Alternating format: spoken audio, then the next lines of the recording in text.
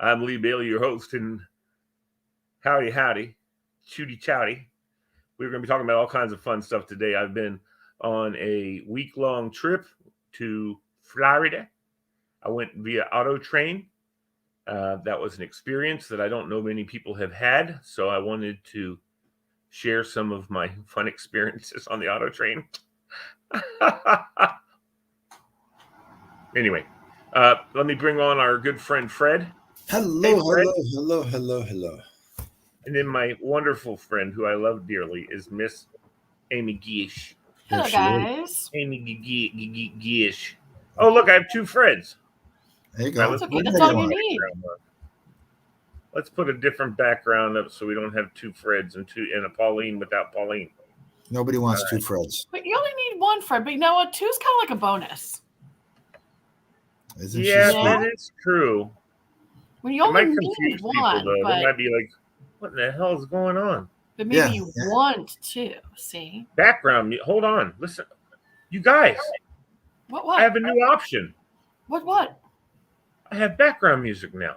Nice. Play us in. I'm trying. Hold on.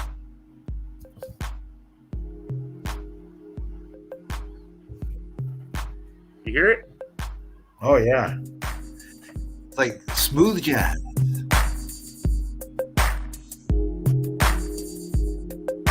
All right. Kind of nice. Ooh, Lee. Then there's this one. What is this one called? Acoustic Cinematic. I like the other one. Yeah, I like the other one. You like the other one? We vote for number one. Hold on. This is Feeding the Ducks. Are you sure? That's what they're calling it. Feeding the Ducks. Maybe that's the one I put. Here's the rock one. Rock. It's for when me and Bill are doing it. That's where else is free music. Get it, Lee. Get it, big dog. Get on that thing. There he goes. That's There air he goes. guitar. There you go. There he goes. Oh, I'll play keyboards. You got Fred, the where's the air guitar? Fred, air guitar. Where's Billy Boy? We need to do this. We need to do this. There's a Kelvin.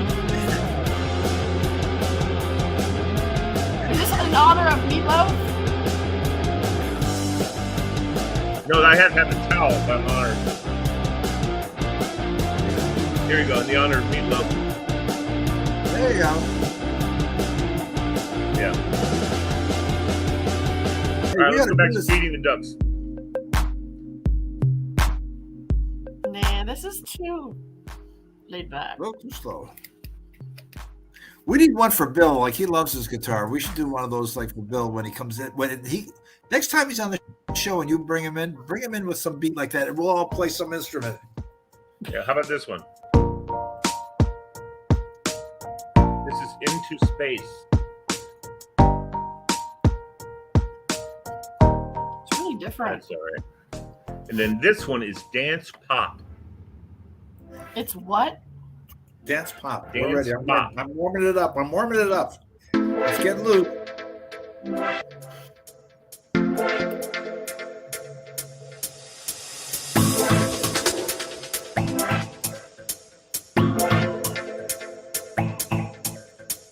What's up, Alistair Watson and Tura? Is Dora coming on? Where's that big dog? Tura's joining us by comment tonight.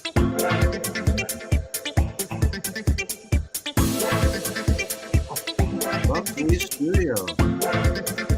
Dora loves the music. That's not too bad. That's kind of funky.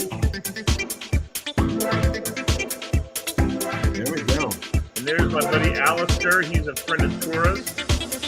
Nice. Everybody's a friend of Dora. Alistair is a good man. We'll have to have him on sometime. All right. Pauline said she was coming on. I don't know. Come on, Dora. Dora, come on, watch your move, buddy. We need to get rid of the music.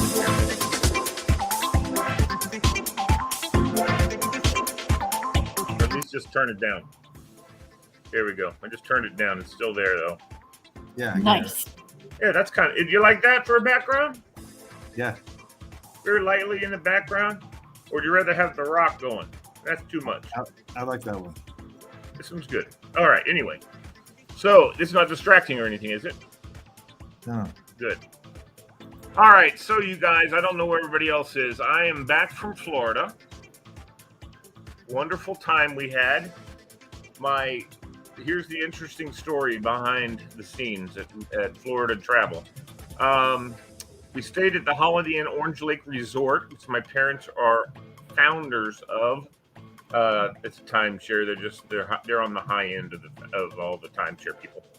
And so we had a nice 3-bedroom like condo apartment kind of thing. It was very big and spacious, very nice, right on the golf course. So we got to sit, and it was the 9-hole walking course where we were. They have an 18-hole. They have an 18-hole pro course, also, But this was part of the 9-hole walking course, and so people were just, walking by the back of the condo. It was very interesting and very cool. Found out once we got there that my daughter the day before, or that same day rather, because they came up on Thursday evening or Friday evening, whatever, last week. And it was Friday evening. It's the reason why we didn't have the show, because I had to go pick them from the airport.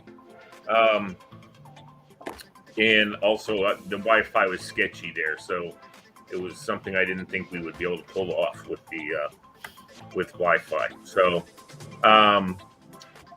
but she found out from her friend the next morning, maybe, it was the next morning when she woke up, that her friend tested positive for COVID that she spent the entire day with the day before. Uh-oh. So she was all worried that she was going to kill me and kill her grandparents, and, all these kind of things. And so she was quite upset. And we're like, whatever. So we just proceeded with our trip. We didn't test or anything. We just said, and she did get sick. I mean, she kind of she didn't get a cough. She did have a cough. I don't know. She got sick. So we were tending to believe that she probably did have COVID.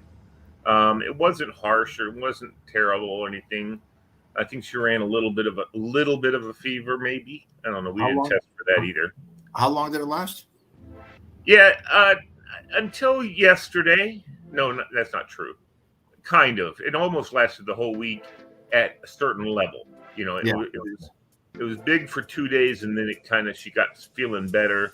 She was still she was symptomatic still until like last night. She was feeling a lot better last night, and then this morning she said she felt fine. So, but the day before yesterday, when they got home, they tested and they were positive. So my wife and my kid, my son, and I was on the way home with my mom and dad on the auto train.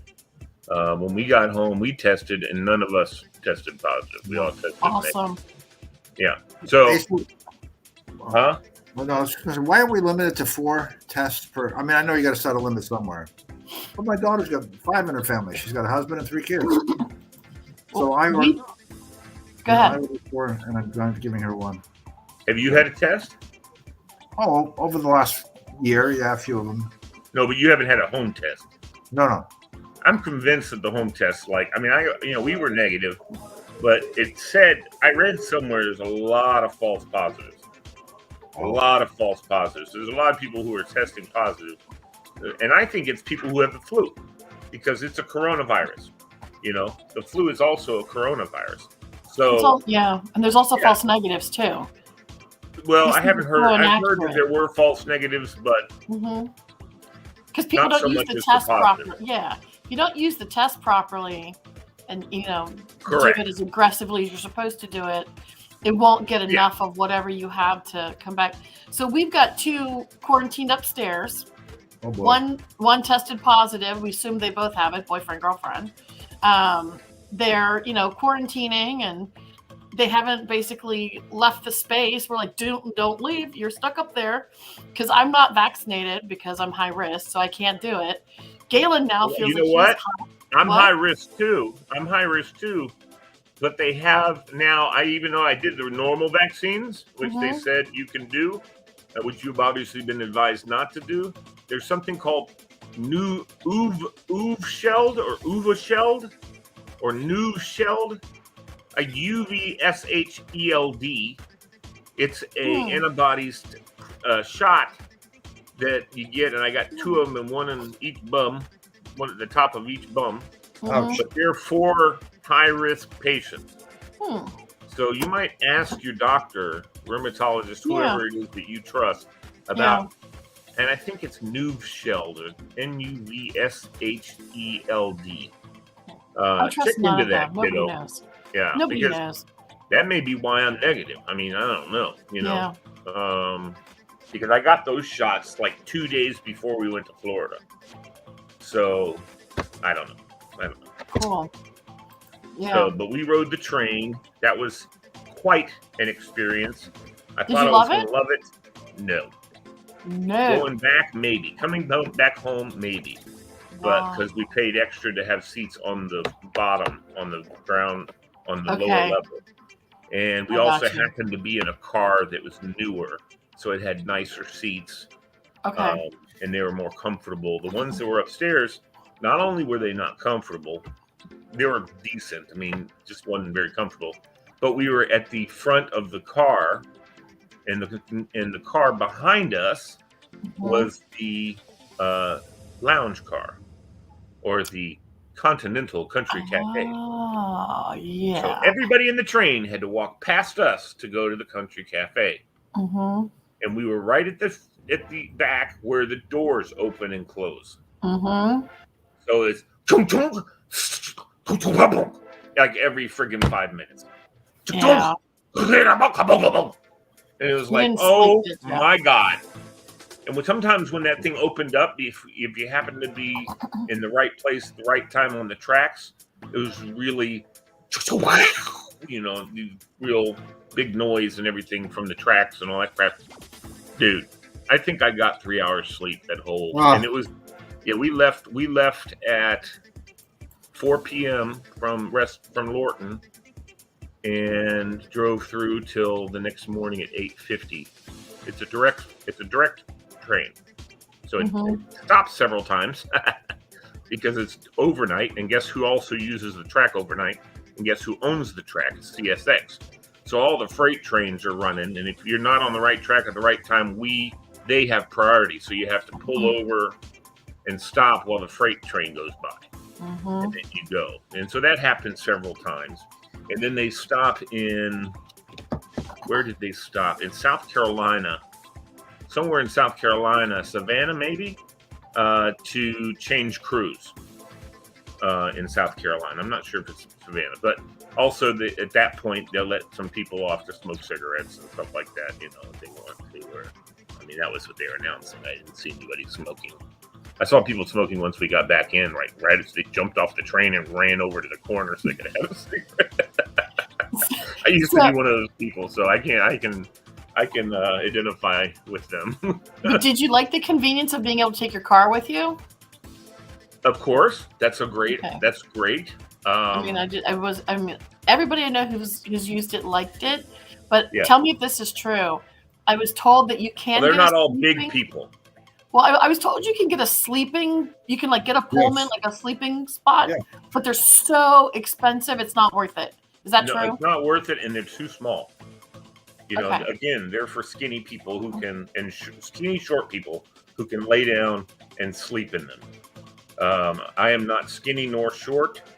I don't fit well in anything. The seats, like I said, coming back were decent because we paid an extra $28 and got seats downstairs. So I noticed every time I went down to the bathroom, which was like 6 times, and the stairs going down are these narrow. You've been on one of these city buses, right, where you climb up to the over part of the bus? You know how narrow the stairway is to climb up there? Same stairwell.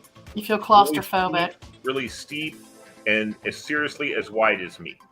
So it was You was hated okay, but also my knee was whacking out on me, so it was hard to put my knee down on that steep staircase. Pain in the ass. But I had to go down several times, and on the way up there, when I went down, I noticed the little place across from the bathrooms, or down from the bathrooms, that had maybe 1, 2, 3, 4, 5, 6, 7, 8, 9, 10, like 20 seats, 2 on each side. And it looked very peaceful in there because there's no door except for the one coming from the middle in, and no one goes in there because there's no way to go through downstairs because it's attached to a sleeper car. So I thought to myself, ooh, I'm pulling the handicap card and I'm saying I got to be down there, for the ride home. There's no doubt about that. And there were lots of seats open in there too. So I almost pulled the card and said, I'm going in there for the rest of the ride, but I didn't. I pussed out and came upstairs. But it was a fun ride. I liked the train. The train was fun. I used to take the VRE into work every day, which is totally different, because those were bench seats, and if you sat by yourself, your butt didn't get squished, into one seat. You get spread out in the bench. And I enjoyed VRE an awful lot. I also knew the conductor, so I would stand out in the vestibule area, and he and I would just talk the whole ride in or out, if he was working my train, which he usually was. So, and you could hang out the window and look down the train while we were going, which wasn't advisable, but still, it's fun to do.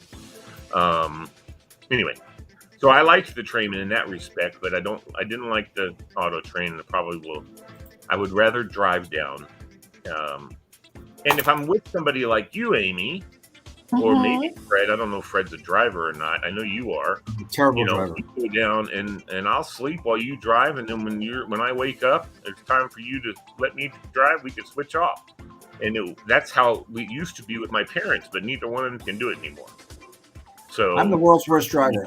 I've been a terrible driver since I got my license. Yeah, but you don't like to drive long distances either? In fact, the guy who was giving me my test was friends of this instructor we had in school, because, of course, the school instructor brought us all over there. And he said, as I was doing this was, 50-something years ago, he said, pull over. And I did. He said, if I see you make one more mistake, you're going to flunk. So let me drive back and just park the car. And that's how, I've always been a terrible driver. I drive my wife crazy the way I drive. I don't see half of what I'm supposed to, just floating along. And my whole life, I've been terrible. People hate it. I hit the gas. I'm always, I'm just not coordinated. I hit the gas. I don't hit the brake much. And that annoys me when people ride the brakes. So I hate that. But no, I think Amy and I would be good driving partners. That's why, I told my mom this today.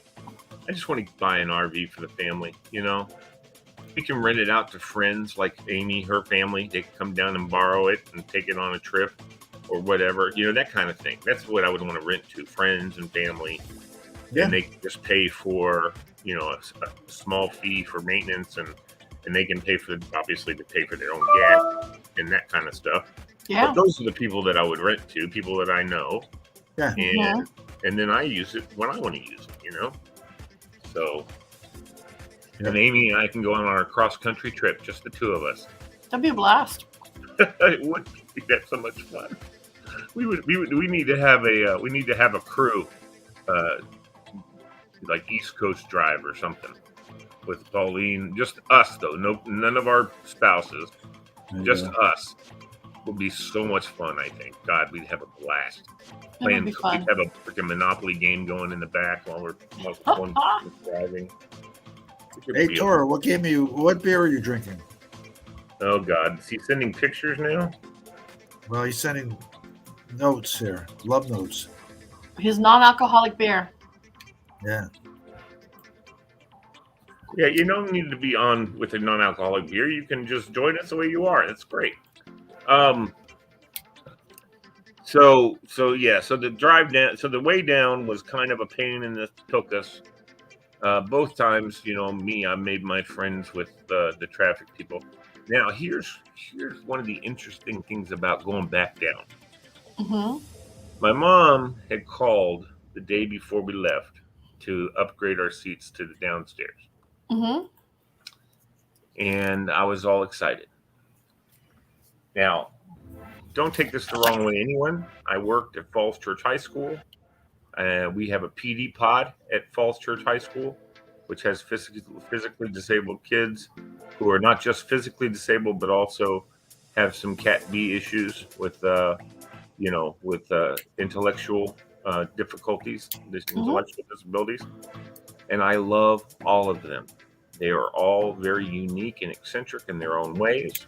Some of them communicate with guttural moans and groans. Some of them speak pretty well. Some of them use computers to talk. Lots of different ways. Nonverbal ones, use different sounds. I could mimic, but I'm not going to because it's disrespectful and distasteful, I think, even though I've done it in my past a lot. But moan, really loud moans and screeches and things like that happen occasionally. Well, when we got to the train to go home, my mom went in to sign in, and she came back, and I said, you know what? I hope that this is not like a restaurant. You know how a restaurant, when you go into a restaurant, this drives me crazy. You go into a restaurant at like 3 p.m. There's no business. There's maybe 3 customers in the whole frickin' restaurant. And what does the hostess do? Sit you right next to the people. Seat you right next to somebody who's already there. Mm-hmm. They got a whole restaurant to put you in, and they put you right next to the other person. Because and that's to save them some steps, I guess. You know what I'm talking about, Fred? Yeah, they don't want to have to clean up that area twice. Yeah, right. So screw you, though. I don't care. I go there at 3 because I don't want to be around anybody. And so I'll ask often, can I sit here? And they always say, oh, look at me like, really? You don't want to sit next to someone and listen to their conversations? That's the look on their faces. But I'm like, can I sit right here? Can we sit here? Oh, sure. And you see them kind of go, but they put you in the seat. It doesn't really change anything, except for it allows me to have a more pleasurable dining experience. But then what has happened sometimes, the next person that comes in, they seat them right next to you. And it's like, I asked for this seat so I could have some privacy. But I don't say that. I've never done that before. I've been wanting to for years when that happens because it's happened innumerable times. Anyway, so I asked my mom, I hope they're not seating people in these spaces because we only had like 90 people on the train coming home. It was very low. We were packed on the way up. That was the other thing. We had a little boy behind us, little Timmy.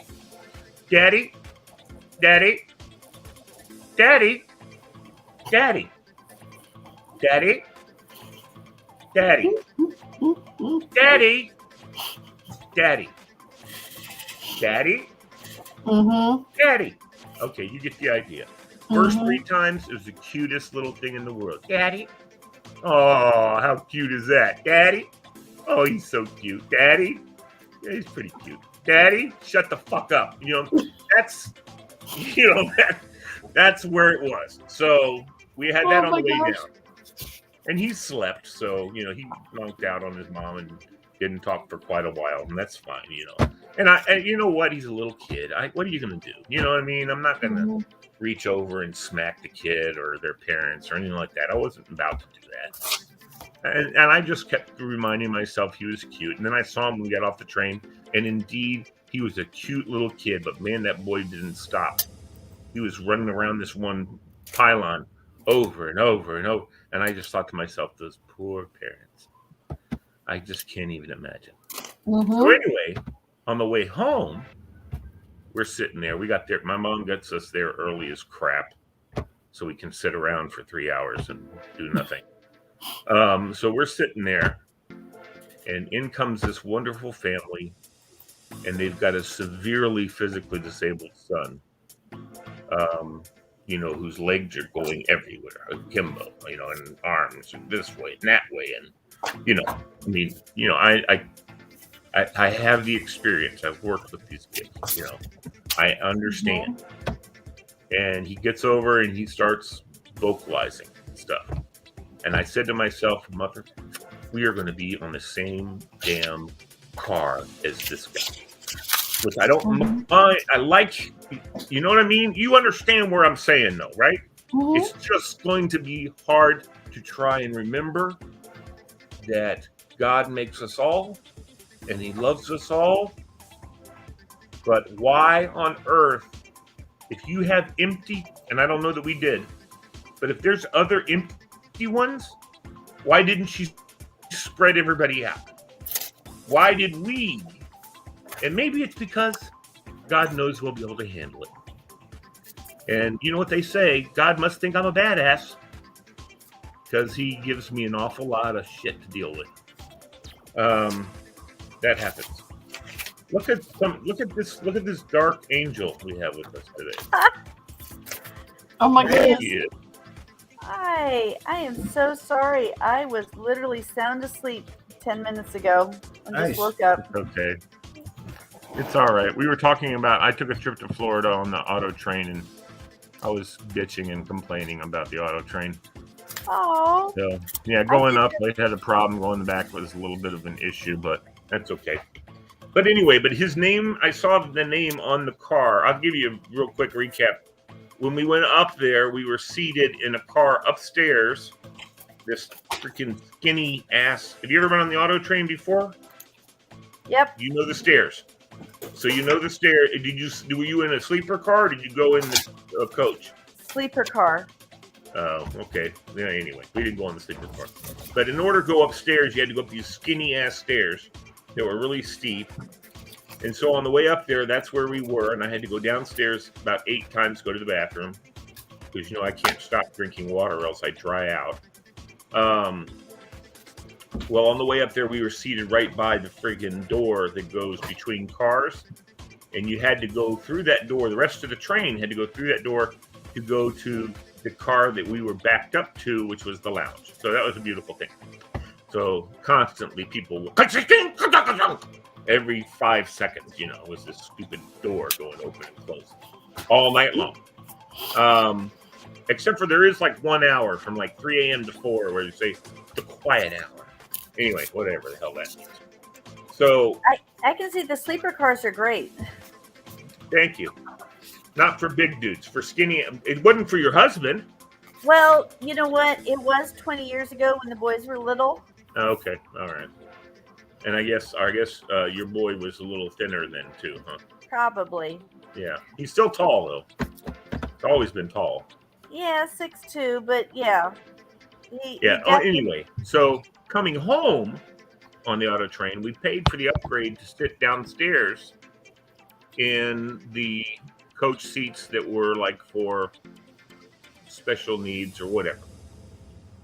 And as we were waiting at the dispatch place, in came this family, and they had a special needs kid who was probably in his teens, late teens, early 20s, probably, completely nonverbal, completely, and I say spastic in the most loving way, feet and legs everywhere, going 800 times, whoop, whoop, whoop, choo, ting, bang, And I used to work with them at Falls Church High School. So I love PD kids. I really do. And I love kids who are not just physically disabled, but who have other special intellectual needs. Anyway, but this young man was nonverbal, so he used a lot of grunts and groans and screams and things like that to talk about his displeasure or needing something or whatever it was.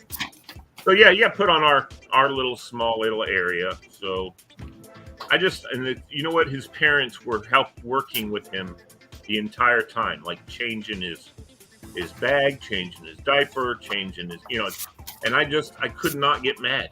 I just could not get mad about it because I just put myself in their seats and said, listen, how inconvenienced am I? Shit.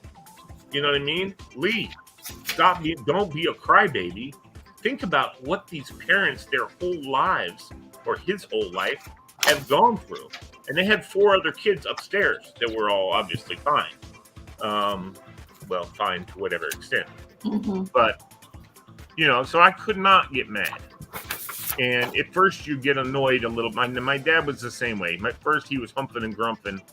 and could tell he was annoyed. But then, he probably had the same thought. We didn't have any discussion about it, but he probably had the same thought. What the hell am I grumping about? I mean, I'm blessed that I don't have to deal with that. So that was my train. That was ultimately the train story. Of course, also, this is federal property. You have to wear your mask inside and outside. The failure to do that is a federal offense. Rah, rah, rah, rah. So, which is fine. And we just wore our masks everywhere we went. Every time, unless, and they reminded you, and the only time you can take off your mask is if you're drinking or eating. But drinking and eating is defined as sip, sip, sip, put back on the mask. Eat, eat, eat, put on the mask. Not sip, conversation, sip, conversation, sip. That's not what, whatever. Really? I didn't know that wow. Yeah, so they were just basically saying, wear your mask when you're not eating or drinking, but it's not for you to have a bag of chips sitting on your chest and then just take off your mask, That's not how that works, which is what someone told me one time. Oh, yeah, if that's the case, just put a bag of chips on your chest. They can't say a word. Yes, they can. And they threatened banning you from ever. And you know what? And on the way home, when they said that, you'll be banned from ever riding on Amtrak again, I almost took my mask off. And said, well, guess what, pal? I'm never riding Amtrak again anyway, so it doesn't matter. But I didn't. We were also worried about that young man because obviously he had the mask on, but he kept knocking it off and he kept, all these kind of things. So we didn't want him to get COVID, and we already knew about Madeline having friends testing COVID. So we were worried that we had it, but we sure as shit didn't tell anybody because they said, if you have symptoms or been exposed, we can set you another date to come home. We're like, no. So we didn't say anything to anybody. We just masked up and broke the law. So, yeah. Oh, we got somebody from, can you read that, Fred? Ana Koheba. Ana Koheba. Actually, it's Aha. Koheba. Ana. Привет, Ana. Kiera Combs. What's up, Kiera? I don't know what you're writing. All I see is Vunvintrintin. I don't know. I think you may be spammed. You might be so popular that they're spamming your comments. That's cool with me. Who else comment? Hold on. So Billy Riley and Alistair Watson have liked the show. Pat Malone and Tora Zarla are loving the show. Thank you, Pat Malone and Tora, of course. Anyway, so that was it. So now, as far as how many of you guys have been to Disney? Of what? And been to Disney? Disney I'm World. proud to say I have never been to any Disney nothing. Wow. I've been outside Disney, but never interested enough to go in. Can I tell you what you should do? I think, yes. And I heard great ratings, and of course this is going to be post-COVID, Fred. Yes. But I think you should take your grandkids on a Disney cruise. Never. Why never? I have friends that do that every 2 years. Well, I got a friend who used to do that with his family. I was their yearly vacation. Why, Fred? Why never? Well, I have no interest in anything Disney. I have no interest in anything Disney. It wouldn't be for you. It'd be for your grandkids. Okay. This part offends some people, but I'll say it anyway. I hate cruise ships for two different reasons. One, they come in and they screw up the whole town I've been when they've landed and like, okay, now you're ruining my vacation because 5,000 freaking people just landed on this island that can't handle it. And then there's the floating cesspool part of, who knows what kind of germs are in there. Everybody gets sick on these things. Oh, no, I had a fourth one. I've heard from so many people who do this. Oh, I went on a cruise. It was wonderful. It was so relaxing. I stayed by the pool. I ate. I drank. What the frick did you leave home for? Stay at your home. Go to your pool. Eat. Drink. You're done. That's what you wanted to do, but you wanted to float. I see friends of mine who back home in Rhode Island, so they probably wouldn't be watching. They're like, all their pictures of them like lying by the pool, having a drink. Oh, look at these festive drinks. You're in another country. Go enjoy yourself. Go see something. Get out of the port and go and see. So I have 100 reasons why I hate him, and I know it bothers people who really, really enjoy cruising, and I'm glad they do and have their fun. You know, you got to do something for fun. Well, but the answer to that I would take a free cruise. I would not take a free cruise. The answer to that, I would say to you, Fred, is that you go get to sit at the pool, and people make the drinks for you. They bring them to you. They bring you towels. You don't have to do shit. And I know. That's what I get. That's the vacation. I got to get you get a towel and you get a drink. How hard is that? Yeah, but you got to make the drink. And then if you want another one, you got to get up from your cozy little spot in the sun. You got to go make yourself another one. No, I don't know. I just think there's a certain point where people, especially people who work really hard, serving other people, usually, those are the people who really enjoy going on cruises because they get to be served. They don't ever get to be served. And the thing about the Disney cruise that I wanted to I still hate him. I still hate every part of him. No, I get you. That's fine. You're totally entitled to do that. What I was going to suggest, though, the reason why I was going to suggest a Disney cruise is my buddy would say, and Fred's going to have another reason to not like cruises here, but he would say the best part of the cruise was the Disney cruise has a wonderful children's activities. Sure. And two of the people from the cruise line, from the activities area, come to your cabin at 8:00 in the morning, and they pick up your kids, and they take them to do all these activities all day long. You and your wife get to go up to the adults-only pool and spa area, lay by the pool, get drinks. You don't have to screw with the kids. And when the kids come back in at night, they are absolutely overwhelmed with how much fun they had. And what else are they? They're tired as shit. And they go to sleep. And then the next morning starts all over again. 8:00. Hey, kids. And the kids are like, yeah. And they're running out the door, you know? Nice. And then you get to spend the day with just your spouse or loved one or whatever it is. And then when you come to a port to go into the town, and by the way, that's odd that you've been in ports that can't handle these cruise ships because that's what they're built for.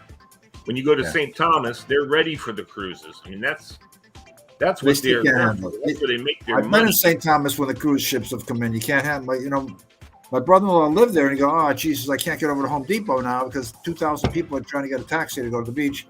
I got to postpone what I'm doing to, Well, my understanding is that the people who live in those have the schedule of when the cruise ships are coming in, and they don't do anything during the cruise ship when the cruise ship comes in. That's right. They just know the schedule, and they know that's one of the reasons why they don't have to pay as much for some things as other people do because they're owners and they live there and they. Oh, he would always say that. There, I live just on the like island. The Bahamas. Oh, okay. Just like the Bahamas, if you live there, the Bahamian people who live in the Bahamas pay about half what anybody else pays. Sure. When they go in, he had a home built there, so every time a contract, and he is the general contractor here, and he was for his own home there, and there's two different prices for things. Absolutely. And then once he was in and he was part of the island, then he could say, "Oh, I'm on Emerald Hill, and I live here," and then whatever he wanted to add to the home at that point, the price just was cut in half. Even in Cozumel, we were there staying on the island for a week, and our little place was a scuba dive, literally between the two cruise ship ports. But the day that there were no ships, like most of the town was shut down, and whatever was open was literally half price. Mm-hmm. Yeah. Oh yeah. Because there was no cruise ships. So if you were here, then you were on island, and that's the first thing they asked me. That's right. Are you on the ship or are you on island? I said, no, I'm on island. And then I got a different price. In fact, that's the exact term he would say. He would say to her, hey, I'm on island. I want to get something, blah, blah, blah, blah, blah. And they knew. Yeah, and people come on the cruise ships don't go to Home Depot. Right. Right. I mean, usually. We actually went to Costco on one of them to go buy alcohol. We went to the Costco and bought the alcohol to then carry back. It was so funny because it was like Costco prices, and even better because it was island Costco prices. Nice. Yeah, no, I know. When you go to St. Thomas or those areas and you go in there and you get rum from some of these rum dealers. Oh my God. You got all of them. Those are pretty good prices, man. I'll tell you what. And they have, by the side of the road, right at the curb, somebody would have like a folding card table up with about 6 different flavors of rum. Yeah. And whatever kind of soft drink you wanted. And drinks were like $3. And it was just like a standard price. You know, you'd stick your hand out the window, you give them the $3, you get your rum drink, you wait for the green light, and you head down the street. And beers were $1. And you could be out like in the water and you just wave and somebody. This isn't necessarily a bar. It's like some guy who buys a case of beer. Well, you got to be careful. Watch and see if the people who are from the town are buying shit from it. Well, those people, if they're not, you're going to get dysentery. Oh yeah. Even though it's alcohol, and that's usually good for taking care of dysentery. So you want to hear one of the positives of cruising, or the cruise industry? One of the things that's actually good. Yeah. Of the cruise industry is that for a lot of people from a lot of third world countries, it is an opportunity for them to make 10 times the money they could ever make in their home country. And for a lot of them, they support like 3 generations, 4 generations of their family by sending money home. They get to see the world. They get to improve their English skills, because that's such an important thing for doing business and all kinds of other stuff. And so that to me, that's a benefit. That is a benefit. It does give them an opportunity. I mean, they don't know what to do with all the money they make. Yeah. To us, it's like, oh, they're only making $30,000 a year. For them, that's like, oh my God. Wow. Yeah. Yeah. No crap. One of the other fun things about going and being a relatively worldly fellow, I know a lot of different things about different parts of the world. And so when we were on our cruise ship, Mary and I went on the cruise, and we were having a grand time. We were getting ready to go off the cruise, and the security are really heavy around the boat going shore and stuff like that, obviously. And the security were all these Asian, relatively small guys.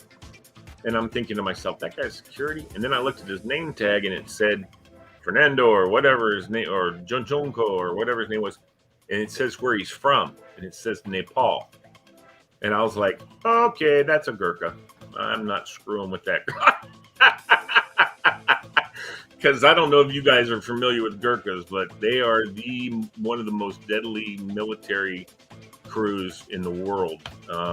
They work for the United Nations, and because they're an independent nation or trying to be or whatever.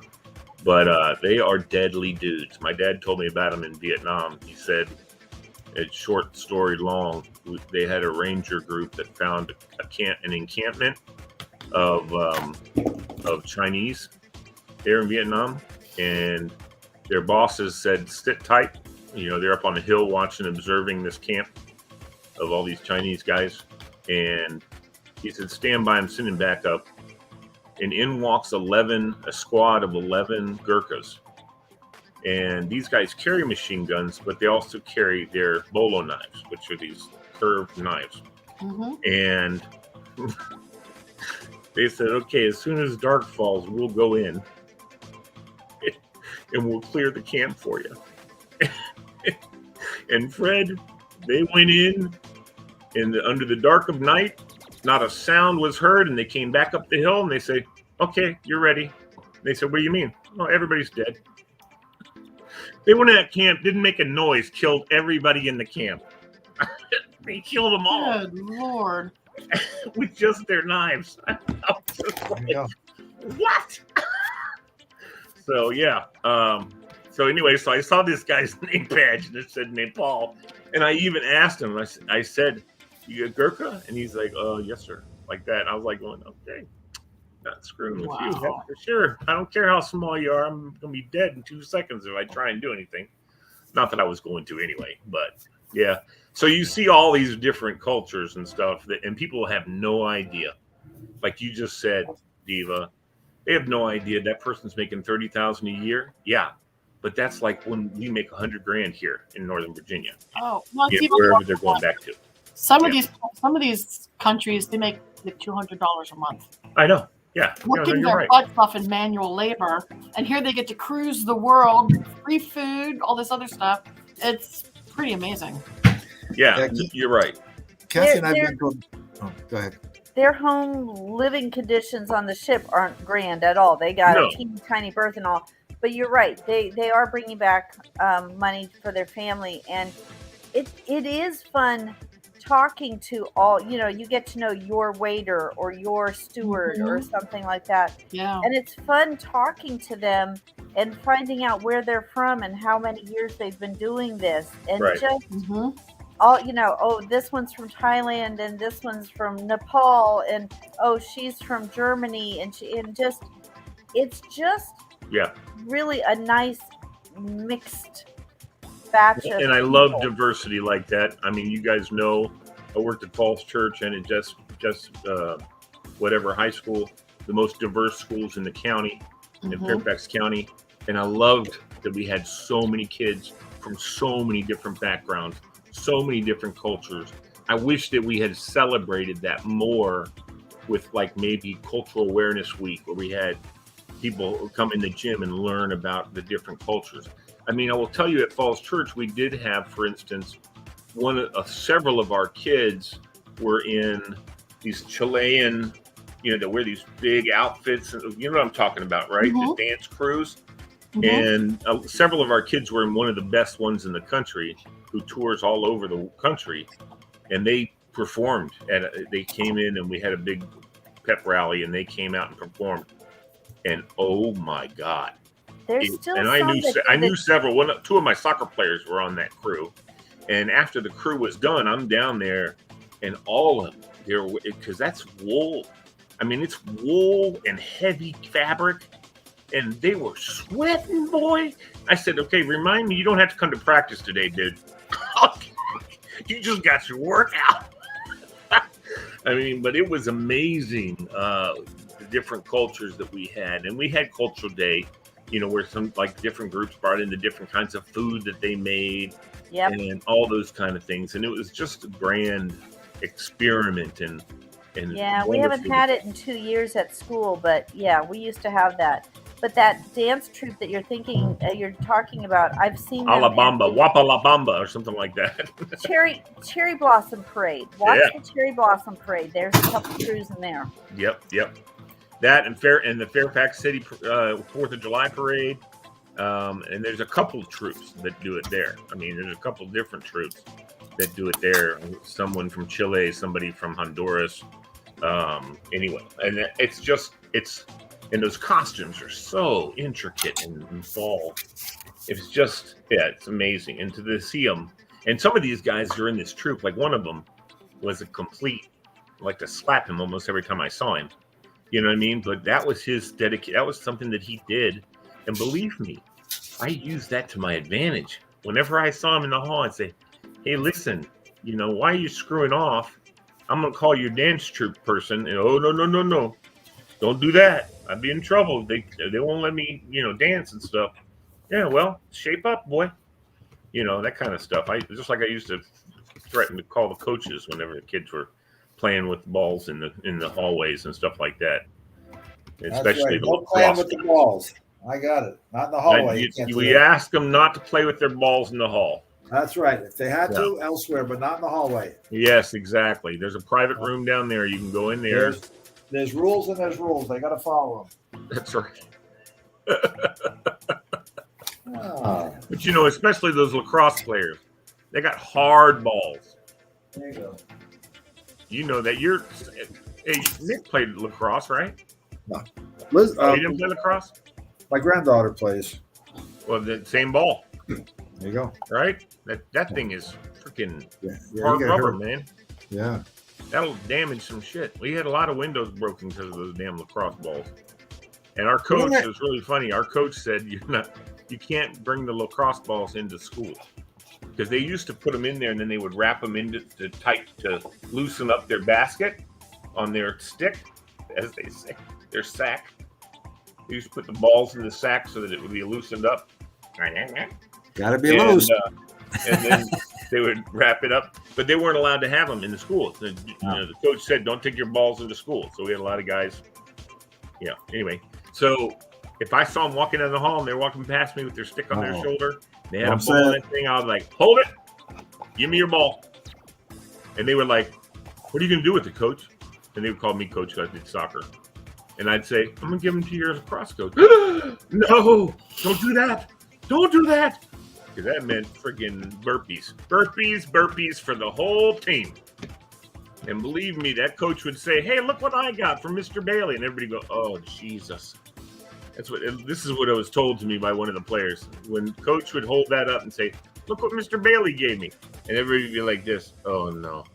Because what he would do is he would go, "Hey, Jose, come here. Here's your ball back. You can stand right here next to me." And he would make Jose stand next to him and make everybody do burpees on the whole team. And Jose had to stand and watch him. He would not let Jose do the burpees. He'd say 50 burpees now. Do them. And they would start doing them. And Jose had to stand there next to him. Beautiful thing. It was a beautiful thing. Let me tell you something. I rarely had anybody come in that school that had a ball in the pocket. And if they did, they would do anything to not have that ball turned to the coach. But I told them, I love you guys. You guys are awesome. But the rule is the rule. And you know I'm never going to ever play favorites with anybody. But I did look the other way a couple of times and say, "You put the ball in your locker." You know, especially if they're standing next to their locker, I'd say, and they're pulling their stick out at the ball, and that ball stays in the locker, jackass. And they're like, "Yes, sir." You know, they never argued with me, man. Never. If I said something about that ball, "Yes, sir. Yes, sir. Give me the ball. Yes, sir. Please don't give that to coach." It's like, I don't know. So, but Boy. I like our background music. How do you like it, Pauline? It's all. Yeah, you like it though? I think not. I think she doesn't like it. I think I don't think she likes it, huh? I'm sorry, Pauline. I have it turned down, so I'm okay. I hear you. Well, I guess Aha Cohiba and Cohiba. Fred, I wonder if Aha can give us some Cohibas. There you go. You can take them to your little group. Actually, somebody already has some illegal Cohibas. No, Nick.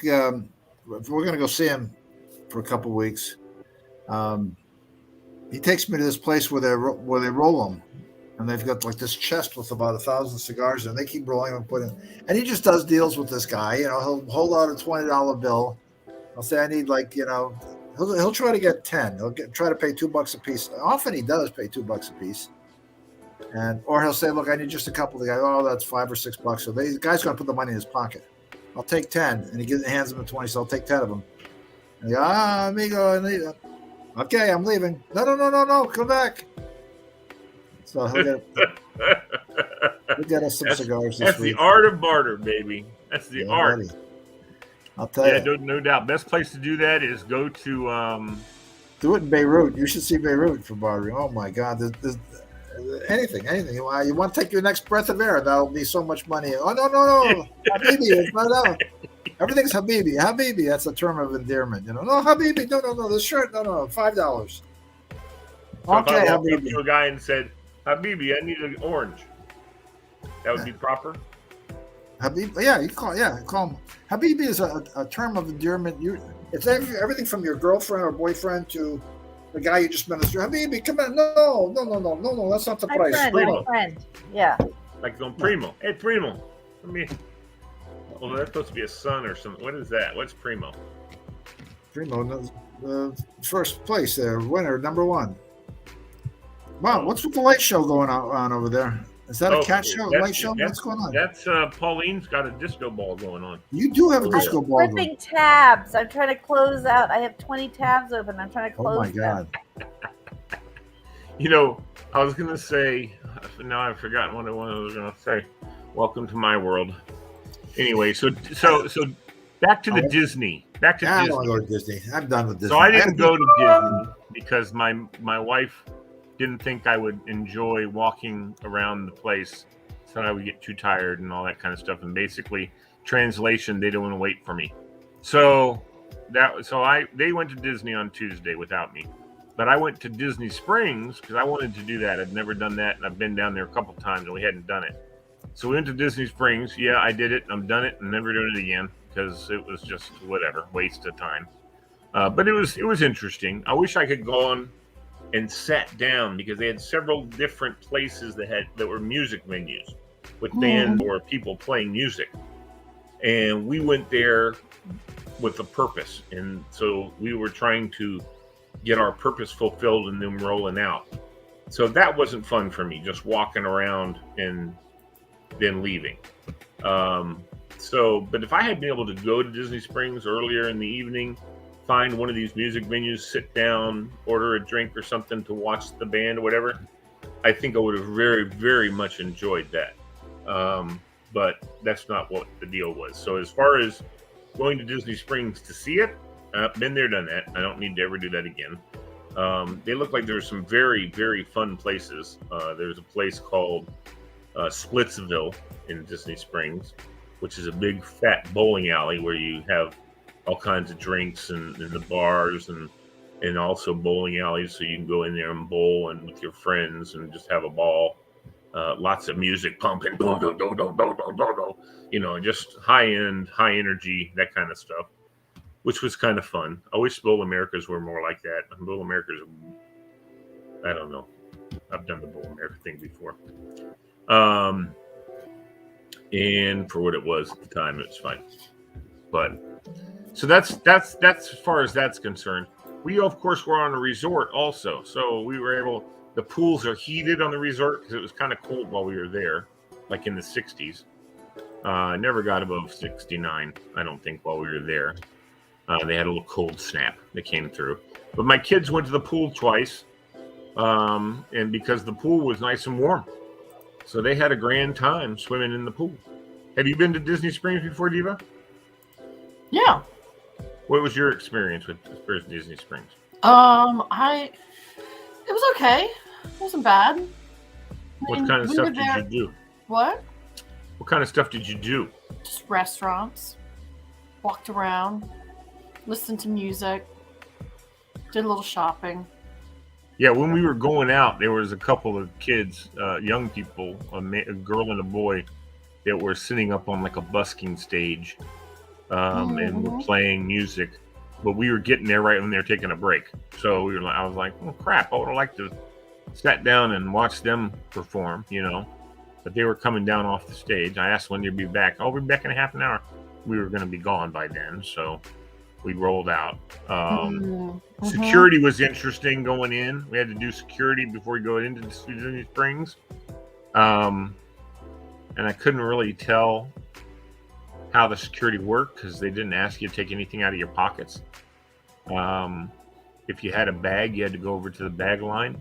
But going through the supposed magnetometers or whatever, I had my phone on me. It didn't make any announcement. It didn't do anything about the phone. So I was a little interested because I'm wondering if they just did that for a visual, you know what I mean? To try and dissuade people, which is a very good security tactic. Having security guys standing around is huge. Just having them present and visible makes people think twice about doing something they shouldn't be doing. But I was still like going, if they're letting me go through this thing with my keys in my pocket, with my fob for the car and my phone in my pocket, it's not detecting anything, because those are all things that would be detected for bombs or for guns or for anything like that. Same kind of makeup. So yeah, so it's odd that they didn't do anything with that. Just watching. And the other thing too, had to watch security pass-throughs, you stand there and you see that it lights up in different areas of the body. So if it lights up down by their ankles, then you step them aside and wand them. If it lights up right at their belt area, you can look and see if there's any bulges. If there's not, then it's probably car keys or belt. or something like that, and you wave them through. You don't ask them to, and you also turn off the annunciator. So all you see is the light on the side, and you see it come on for that low middle area. And if they're not wearing a big coat or jacket, and you can see that there's no bulge where a gun might have been, then you can just wave them through, and just say, "Come on." Is this place what took over from Pleasure Island?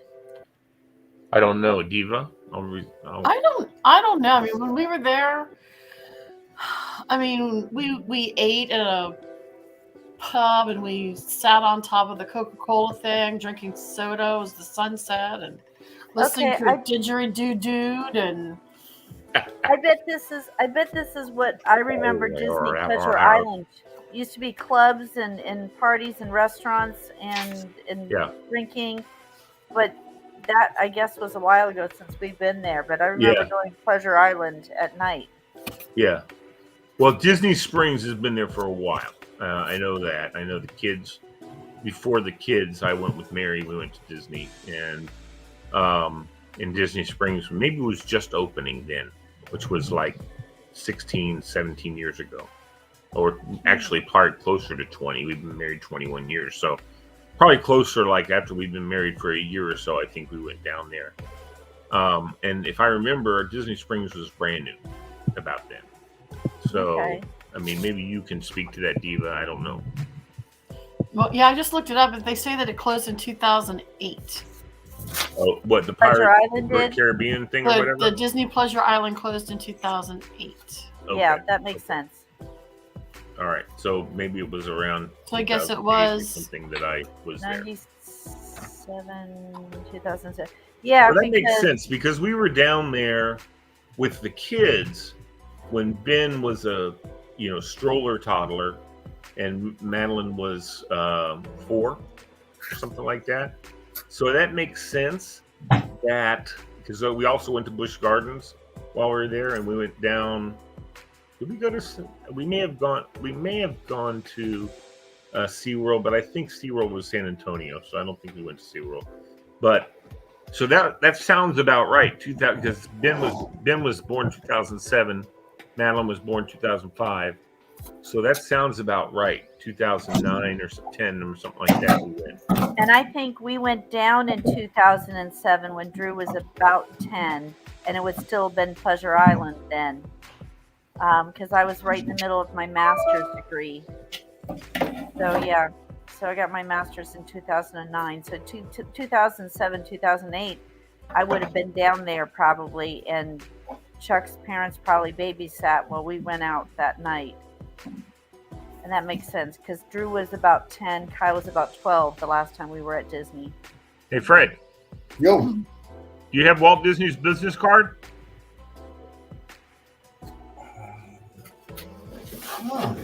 Somebody. That's a good question. That might be. Oh, I have Michael Eisner, the chairman of the board. Well, I think we need to call the chairman of the board and tell him you've never been to Disney. Well, Walt Disney, that would have been. Oh, that would have been a while because. Yeah. Well, Fred's been around a while. I don't think Fred's been around that long. How long when did Walt Disney die? I know he's born in 1901. Right. And when did he die? Like in the 80s? Maybe 79 rings a bell. I don't know. Oh. Well, look it up, Diva. You're already looking up other stuff. When did... Hold on. Oh, wait a minute. Where's my... Hey, Siri. 1966. 66, yeah. Well, Fred's only 10 years older than me, so doesn't that put you? You were like 10 years old in '66, right, Fred? Well, when I say me, I mean you two also. Yeah. I wasn't even born in '66. Yeah, I know you're both a little bit younger, but not that much. You're both over 50. Yeah. Which, by the way, my mom turns 80 on January 26th. That's cool. She's an octogenarian. That's my father's birthday. Yeah. Well, how old is he turning? He's turning 93. 93. Nice. Nice. January 26th, huh? January 26th. I was surprised when I heard you say that. That's crazy. That's been my mom's birthday for 80 years, Fred. I found Coretta Scott King from. Nice. I know who her security guard is. I know her personal security guard, Bubba Almany. Hey, Fred, the guy who comments Bubba Almany all the time? Yeah. That's not Coretta Scott's. No, I'm sorry. It's Muhammad Ali's wife. Wow. Not Coretta Scott King. She's dead. Anyway. Now, I can't believe that I can't find my Michael Eisner card. Hey, do you need her business card, Muhammad Ali's wife? Sure, I'll take it. All right, I'll call Bubba and ask him to get it for you. Oh, here it is. Michael D. Eisner. Wow. There you go. With Mickey. Look at this guy, Hank Aaron. Nice. How do you have Aaron next to Eisner? What's your filing system? Date received. Oh, okay. Hey, who was the general managing partner of the Texas George Rangers? W. Bush. W before he became president. Oh, and look, who's right after him? Donald J. Trump. Oh, there you go. Cool. But not president. Is that his president card? No, that's his business card. Oh, what did I just do? Nothing. Oh, there you go. That's his card before email and before internet and anything. No, there's no website. Right. And who do you know from Mrs. Fields? Oh, Debbie Fields. Did I show it? Is that? I saw it underneath Trump. Yeah, Debbie Fields. In fact, she sent me a coupon for free cookies. I've never cashed it in. Where are your business cards, Diva? Where are mine? Oh. I don't know. What's really interesting now that we've all been stuck at home working for 2 years is like the paper business card is becoming the dodo bird. I mean, nobody has them anymore because nobody sees each other. Yeah, no, everybody has either the app that has the business cards on it that you can just phone to phone. You know they what have what are those things? QR codes. Yeah, you know what I have? I have a machine. Have you ever seen people have their business card made into a luggage tag? Yes, you did that for me. I did that for you. Okay. Yes, you did. I have the machine that does that. So if any of you would ever like to have your business card in a covered in that type of plastic with the thing cut out, laminated.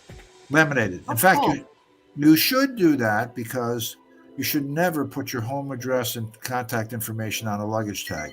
Because the guy standing behind you just took a picture of it while you're waiting to check in. And then, of course, they know you're not home. They know what you look like, where you were. And all. So if the neighbor comes out and you say, oh, I got my neighbor watching the house.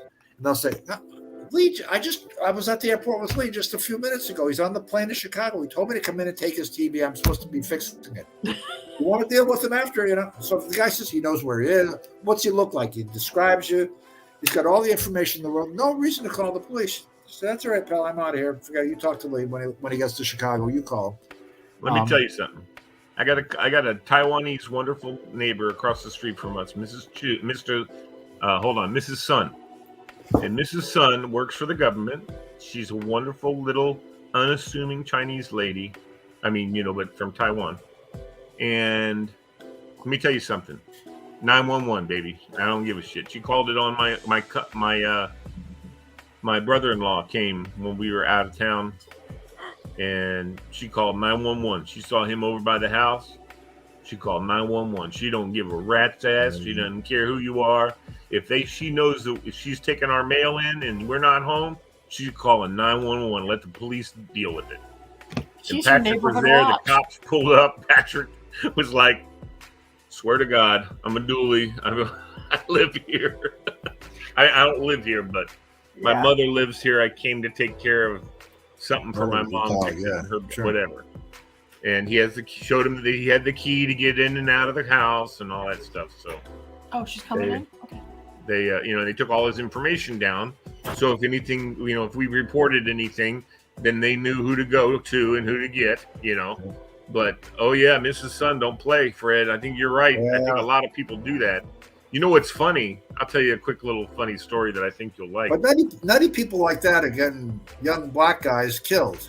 Oh, there's somebody in the neighborhood with such and such. What did he do? Nothing. All of a sudden, the cops are on. I don't like that crap. I think that people are nuts for the most part that do that. It is. I mean, it's better. Oh, I agree. Better to call the police. Just walking in the neighborhood, you mean? Yeah, like the Indians. Absolutely. Yeah. I'll be right back. I got to go get a plug. Okay. No, Fred, I agree with you 100%. I think people. I mean, it is better to call the police than not. But some of the people that have done this, Ohio was that kid, that young black kid in a Walmart in Ohio buying a BB gun, and first of all, it's an open carry state in Ohio anyway, so he could walk. And it's a BB gun. Yeah, and I can understand you don't know from a distance what it is, what caliber we're talking about. Doesn't matter. They have laws. They have rules. Whoever can buy whatever they want. Shooting the kid, he was like, "What? Huh?" And he turns around towards the guy. He's got he turned on it. Why that person called and scared everybody? They could have said, "I see a guy. He's not causing any trouble, but I'm a little concerned." Well, a cop would come in with a different mentality. Right. I know I'm too liberal for all you guys. No, dude, I totally understand. I got a question. So hold on, Fred. Hold on. I think cases like that are few and far between. They probably are. But they happen, and when they do happen, it's tragic. It's blown to proportions that people think it's happening in everybody's Kmart everywhere, and it's not. But it shouldn't happen. And in fact, that officer probably got canned. Probably. And he should have been put in jail. And the family will never come back. But has You're anybody? Absolutely right. I went to my annual. When you get to my age, you go for an annual dermatology. I never have anything, but or it's just a little something. Maybe they look at it and they get a biopsy. But I've never had any problem.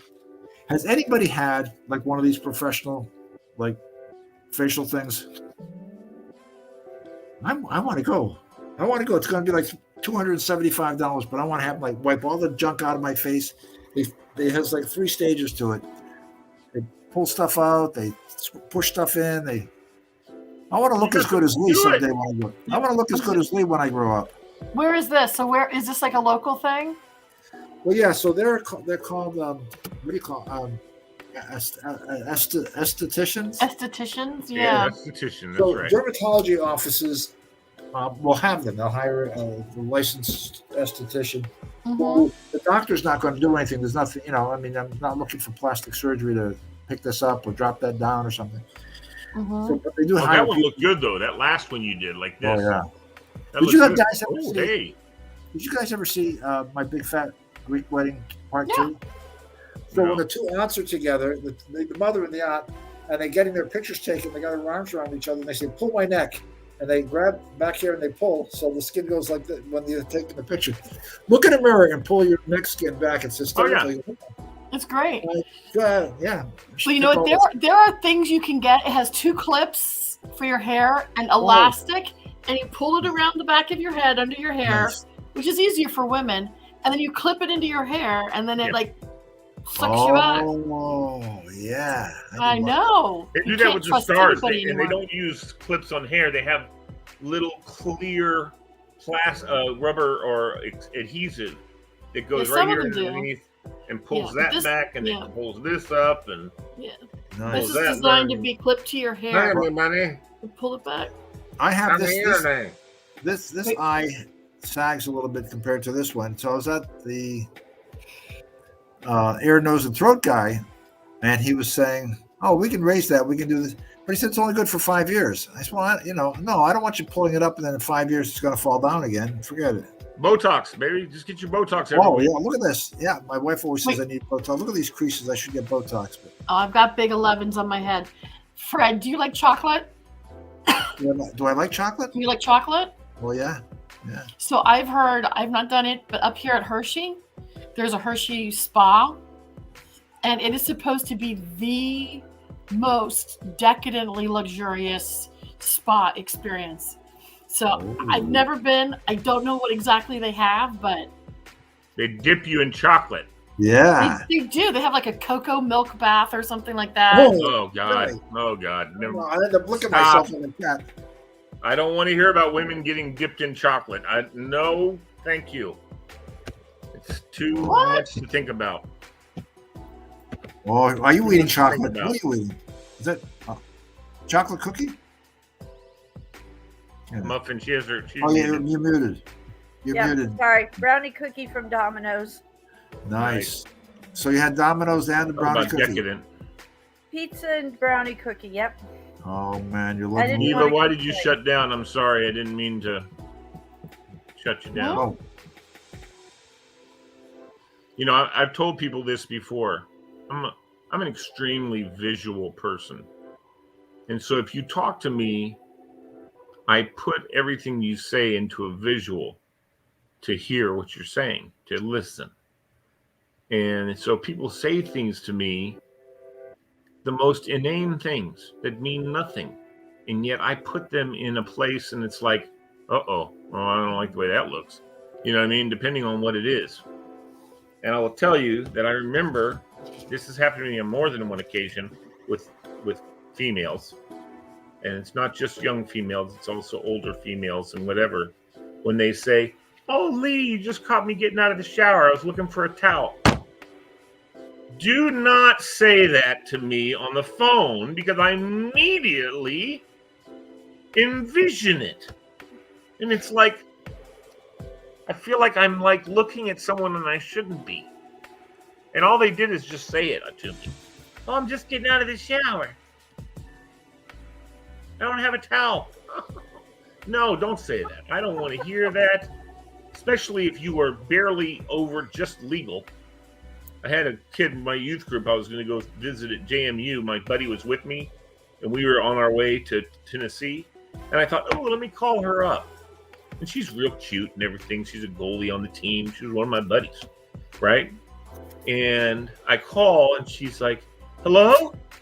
I'm like, hey, what's up, Brent? And she's like going, hey, Mr. Bailey, how are you? I just got out of the shower looking for a towel. And I'm like, fuck, no, don't do that to me.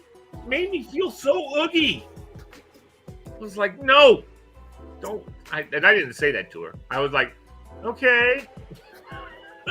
And I hung up the phone and I told my friend who was with me what she said. And he's like, oh, okay, that's not good. And then when we met her, he was like, oh, okay, that's not good. I started thinking about her getting out of the shower without a towel.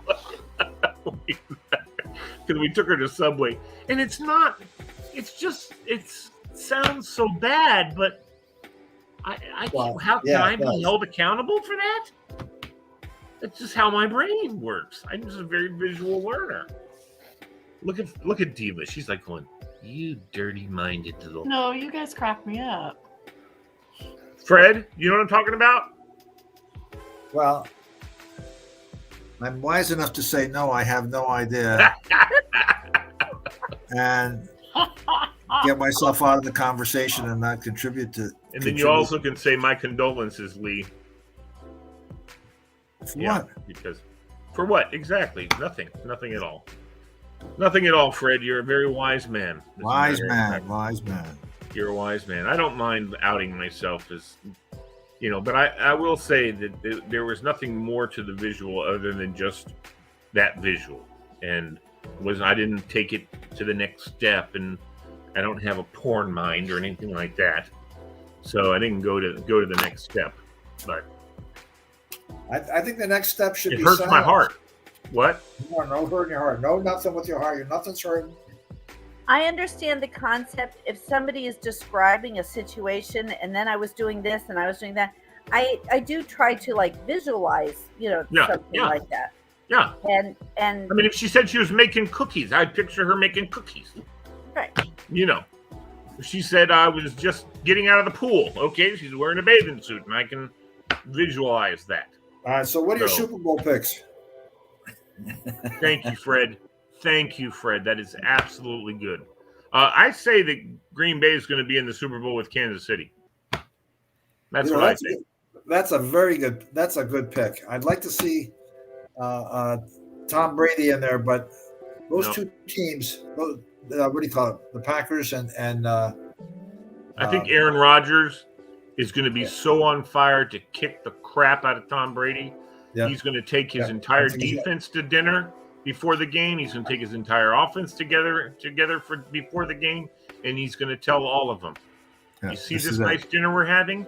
You get one for the rest of the year next year if we kick Tom Brady's ass. and if anything won't, everybody gets a car if we beat Tom Brady. I was gonna say, didn't Aaron Rodgers buy big screen TVs for people? Something. Everybody's getting a Ford F-150 truck. The quarterbacks buy for their offensive line for getting their asses kicked for by then about 14, 15 games, so he can stand back in the pocket. Oh, one of the best stories I ever heard was I can't remember the offensive tackle that the Redskins had, but he was really good. And I forget what his name was, but he was a really good right tackle for the Redskins. And it was before Trent Williams' time. It was Super Bowl time when he was in the Super Bowl. And this guy was, he was one of the best tackles in the league. And I remember hearing an interview with Stan Humphries after his first start for the Washington Redskins. And it wasn't a very good start. I mean, he got sacked a few times because mainly he held on to the ball too long. He got some interceptions. It wasn't a very good start for his first start. And they were flying in the plane home, and I guess he was a little pissy and grumpy about not having a good thing. Why are you smiling, Diva? Just listening. So they're on the way home, and this big tackle comes walking back to Stan Humphrey's seat, and he sits down next to him. He goes, "Stan, how you feeling?" He goes, "I'm feeling okay." He said, "Let me ask you something. How many times you get hit today?" He said, "I don't know, about 12. I got 4 sacks and whatever." He goes, "You got hit about 12 times?" He said, "Yeah." He said, "How many offensive plays did we have?" He said, 47. He said, "Guess how many times I got hit?" Yeah. 47 times. Yep. And Stan Humphrey said he was right then and there. He was like, "Yep, got to put it in context. I got hit 12 times. You got hit 47 times." I just looked up what Aaron Rodgers bought his offensive line. Yeah. Polaris ATVs. Nice. Wow. Nice. Well, that's why you make that big money, baby. Yeah. Every time we win, you guys get paid. Double pay. Wow. And that's nothing. A Polaris, please. It's like maybe a grand and a half, $1,500. But that was just the Christmas present. That's not. Well, yeah, and you better know that he worked out a deal to do some ads for that dealership, and he got a really good deal on all of them too. You know what I mean? Hi, I'm Aaron Rodgers. I love Polaris four wheels. In fact, I got some for all my offensive line. Thanks to the Polaris dealership for giving them to me. It's funny how money makes money. Tom Brady just raised $170 million like in a day. Yeah. Of crypto. He went for crypto money, cryptocurrency. And he just announced this thing on the atmosphere out there, and he had a goal of 170 million, and he hit it. And it's all I wouldn't touch crypto. I don't know enough about it to touch it. I don't know nothing about it. I have no idea how the hell that works. I don't know how anybody thinks they're making money as a new standard, and people accept it. So Brady goes out and gets a haircut and gives this guy 50 crypto dollars or something. Yeah. Someday the whole damn thing's going to crash. They're either going to be the richest handful of people in the world, or it's going to crash. But some of these young guys put $1,000 into it 10 years ago. I said, "Oh, what the hell?" And they're worth $50 million today. Yeah, it's the buying and trading of it. You buy the crypto, the cash goes somewhere. Crypto used to change. But apparently it's safe because there's no crypto out there that doesn't have cash behind it. Okay, unlike our American dollar. I was going to say, but I think our American dollar behind it and doesn't. It doesn't need it. It's the American dollar. You don't have to have gold. You just say, "Hey, you want American dollar?" As well as I do. Go to another country. Go to any other freaking country in the world. I know. Pull out an American dollar. They'll do anything for you. Yep, they sure will. Because you know what? They'll hoard that crap, and then they're going to go and exchange it one day. Exactly. And there won't be any money for them to get. Oh, there'll be money. I know. Money behind American dollars. We don't have to worry about a damn thing. You want this, you go buy it with American dollars. You want this car, you want this food, you want that cupcake, American dollar will get it for you anywhere in the world. And I think that the Chinese probably have enough dollar bills in American dollars to bankrupt us if they wanted to go cash it in. I bet they could. So, but I'm not going to worry about it. I'm going to enjoy the show. Hey, speaking of the show, has anybody seen the new James Bond movie? yes, all of us have. Oh, you have. That's right. Which I've one? seen it.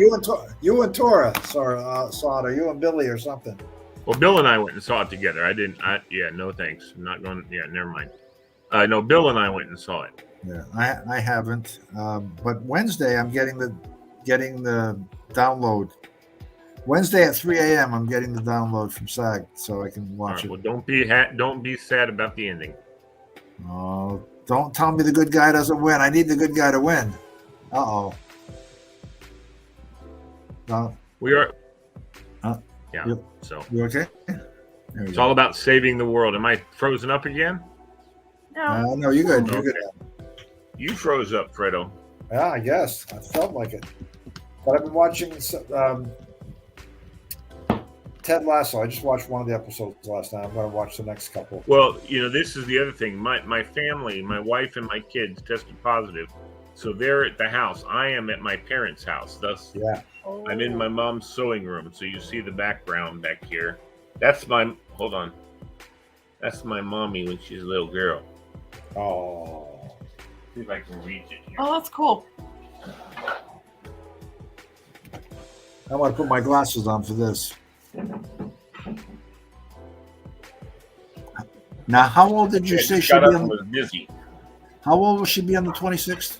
Oh. Oh my goodness, she's adorable. Well, she says this is her sister, Betty, who's 6 years older. But I think it's my mommy. It looks like my mommy. She looks. Do they just look alike like my now? mom. Huh? Do they look alike now? Well, my aunt died of breast cancer, Okay. so Okay. uh, Did they look alike as many adults years though? ago. Huh? Did they look alike as adults? Familially, I mean, Mhm. they both had this very familial vibes with my mom, my grandmother also, Mm-hmm. and their dad. So they all, I mean, they're definitely related to each other. Cool. But this little face, look at this little face. You guys? Yeah. Now, how old is she going to be, Lee? She's going to be 80. Wow. She's going to be an octogenarian. Yay. All right, now. Yep.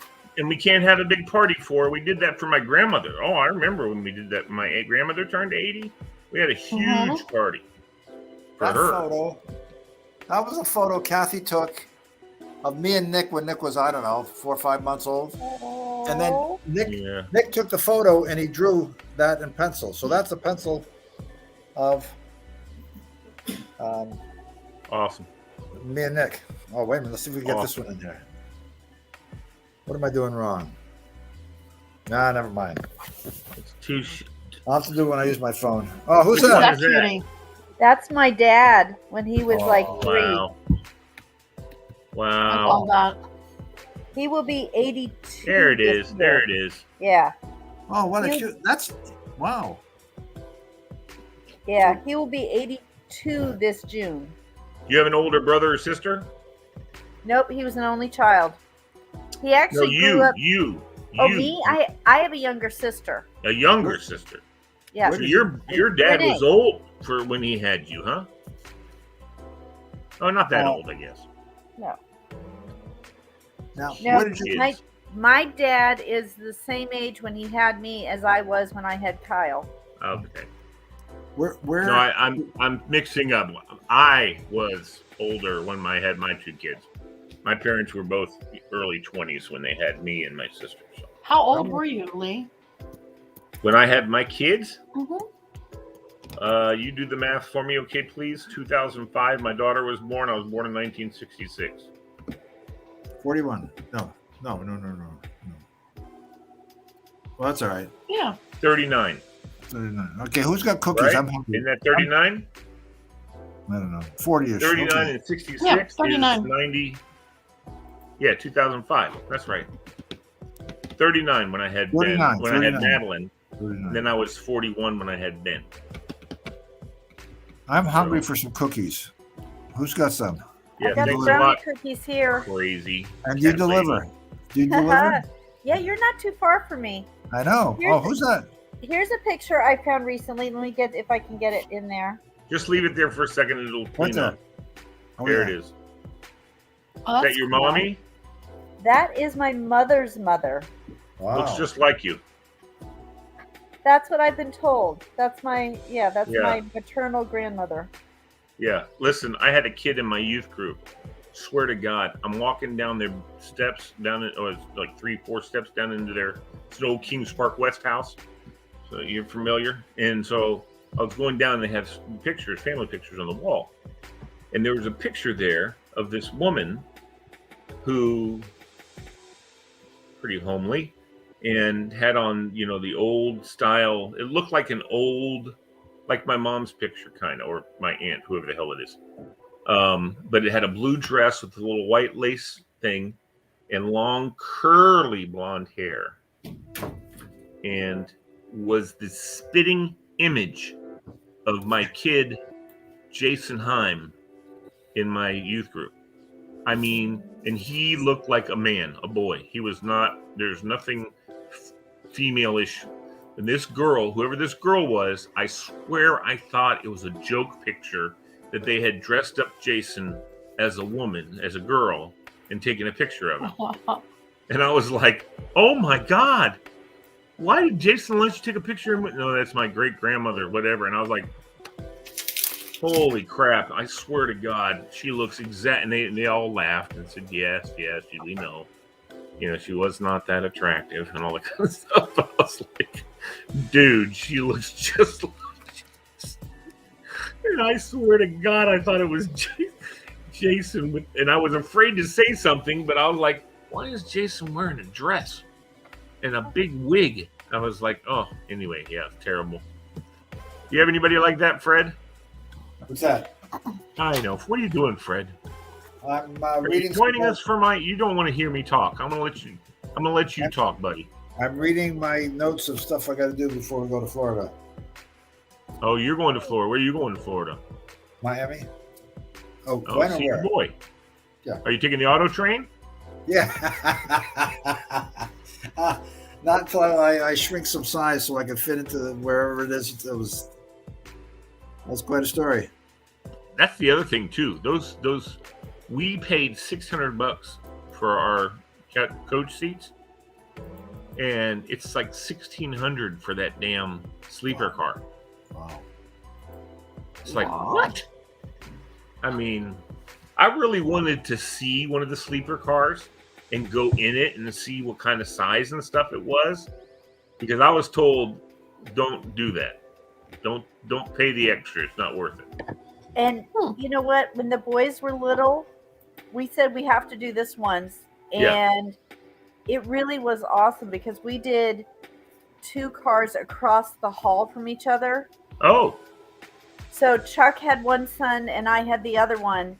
And so we just sat there so we could talk with the door open and back and forth. And when we went to dinner, of the people. Yeah. And then when we went to dinner, we came back and they had converted the seats because we felt like we're on the Harry Potter train, facing each other. But when we came back, it was made into beds. And the kids they loved it. It was the best thing ever. We drove down to Florida, but we took the auto train back. And cool. it was just fun for them. And it was perfect for me because it takes 2 days to drive back, and then you stay in a hotel, and then you sleep. And so it was like a waste of time in the middle. And I had to get back at a certain date and time because we were having all this equipment being delivered to the school. But our Disney tickets were to a certain date. And Chuck's like, we can't drive straight through in less than 24 hours. And he went, oh, wait, we could do the train. And that's what we did, and it was perfect. It was awesome for them. They still remember that. I remember when we were kids, when Charlie and I were kids, we would drive straight through from Fairfax to Houston, Texas, 28-hour drive. Oh my! And yeah, and my mom, but the cool thing was we had a Beauville van. Remember the window van, and we took out the back seat. They already had good cargo room back there with 2 seats. We took out the back seat and basically had a queen bed. From one, but it was bigger, more like a king size, because it was from one side to the other. My dad built had a board from one side to the other, and put 2x4s underneath for the legs, so we could put all of our luggage underneath it, right? And then he put a big piece of foam on top of the board, and we made it into a bed. Oh my God! And this is before buckle your kids up bullshit. And so we're back there riding. My sister and I are just playing in the back. And then when it was time for my parents, one of them to sleep, we would come up and sit up in the seats, and then whoever it was that had to sleep, my mom or my dad, would go back and sleep in the back for not more than about 4 or 5, not more about 4 hours or something like that, and then switch off. And I remember that distinctly. And in fact, that was when I got to be on the CD as Prince Charming. Sometimes going down there. Break 19, give us a Smokey report. All that stuff, And these guys could tell it was a kid, and they're like going, "Go ahead there. What's your handle, son?" Prince Charming. Well, Prince Charming, I'm Lukey Lou or whatever, And the Smokey, before you're clear to flag. No, that was Tomboy. Sorry, just let that slip out. Clear to Flag Town. Come on. Anyway, it was fun. You're a funny guy, Lee. We drove 24 hours straight through to Michigan when Kyle was born. He was about 3 months old, and we had T-shirts made up, Kyle World Tour, and we went from Virginia to Michigan. We planned to stop north of Detroit, but there was no hotel. We finally got up to the tip of the lower peninsula, and one hotel said, okay, well, we can look and look. Well, there's Sault Ste. Marie, which was the wrong direction, or Marquette. And we're like, Marquette's only 100 miles from my grandmother's house. So we just got back in the car and drove straight through. But Chuck would pull over to just the lookouts or the truck stops, and I would climb into the back seat and nurse Kyle, and he would just sleep in the driver's seat for a while, and then get back in and drove. We showed up basically 24 hours, well, at least 12 hours sooner than they expected us. We were supposed to be there at 8 o'clock at night, and we showed up at like 8 o'clock in the morning, handed them, said, "Here's your great grandchild, we're going to sleep." Oh my God. And said, "Hey, we're here early because we didn't sleep. We didn't go, And here I pumped some milk. You can use that. Yeah, here it is. And I literally, we went straight up to Michigan. We were there for a week. We dropped down straight to Mississippi to see Chuck's family and went around there, and then back to Virginia. We just didn't hit the West Coast that year, but we had the East Coast, the North Coast, and the Southern Coast. And we said Kyle World Tour. That was, we took him everywhere to show everybody off. Yeah.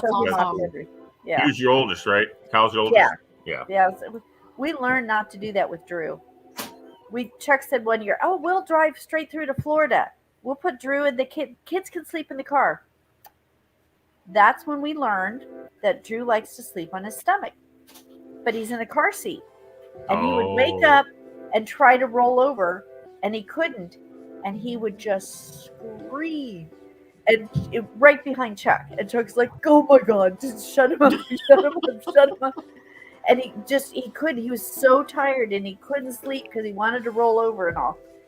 So in that case, all you had to do is take him out of that damn car seat and lay him on your lap on his belly, and he'd been fine. Yeah, no, we weren't, yeah.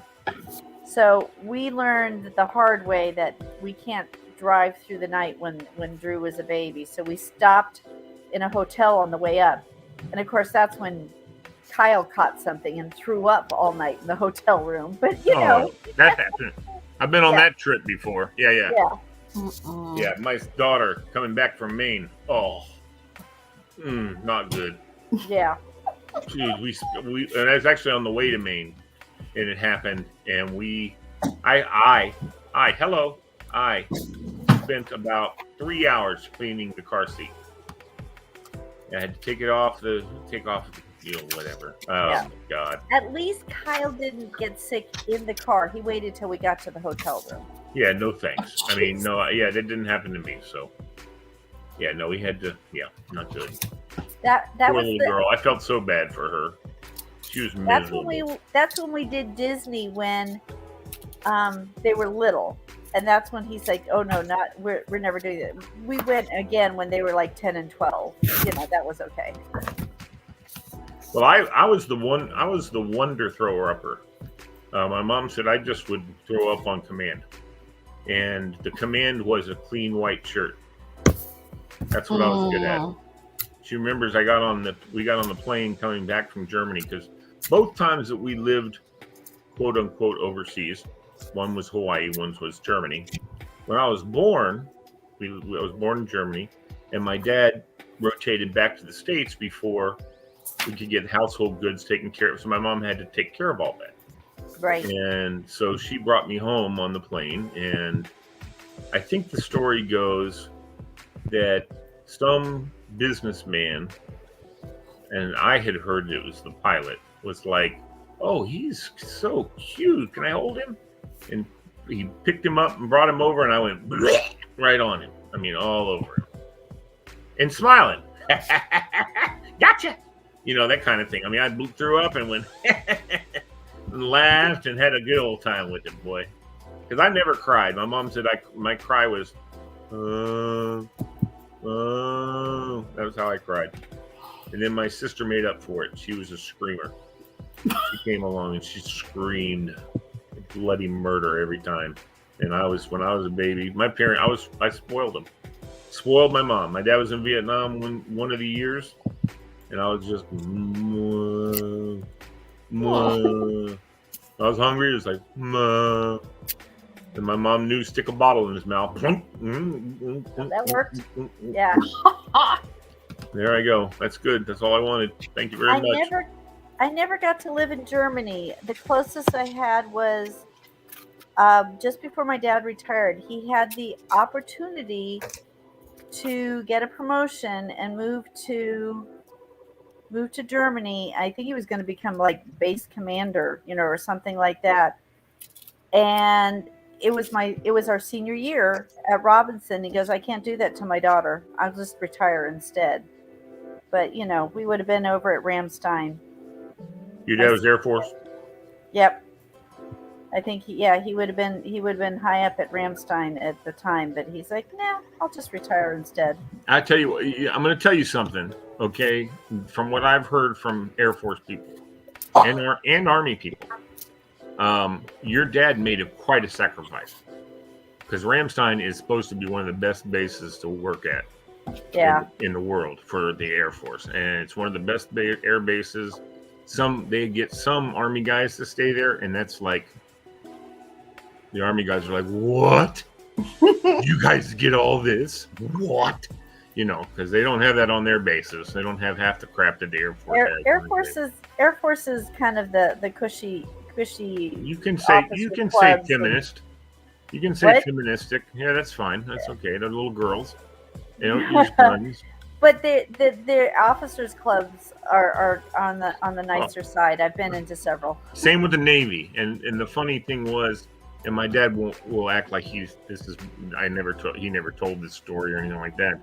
But my dad was stationed at Pearl Harbor when we were in Hawaii, and Pearl Harbor is a Navy base. It's not an Army base, but he was one of 6 intelligence guys that worked with the naval intelligence there. Army intelligence is an oxymoron, but the Army intelligence guys worked with the Navy intelligence guys, but they worked on post. We lived on the Army base, which I can't remember, which was like Cutter or something like that. I forget what it's called in Hawaii. And we lived on the Army base, but my dad worked at the ferry every day. And they used to tease the Navy guys about their big boats and stuff like that. Don't ever call a Navy boat a boat. It's a ship, and all that kind of stuff. They look at that boat. That's a big boat. And Navy guys, "Where's the ship?" Get all pissy, calling it a ship. And then all kinds of fun stuff. My dad, of course, said, "Well, I didn't do that."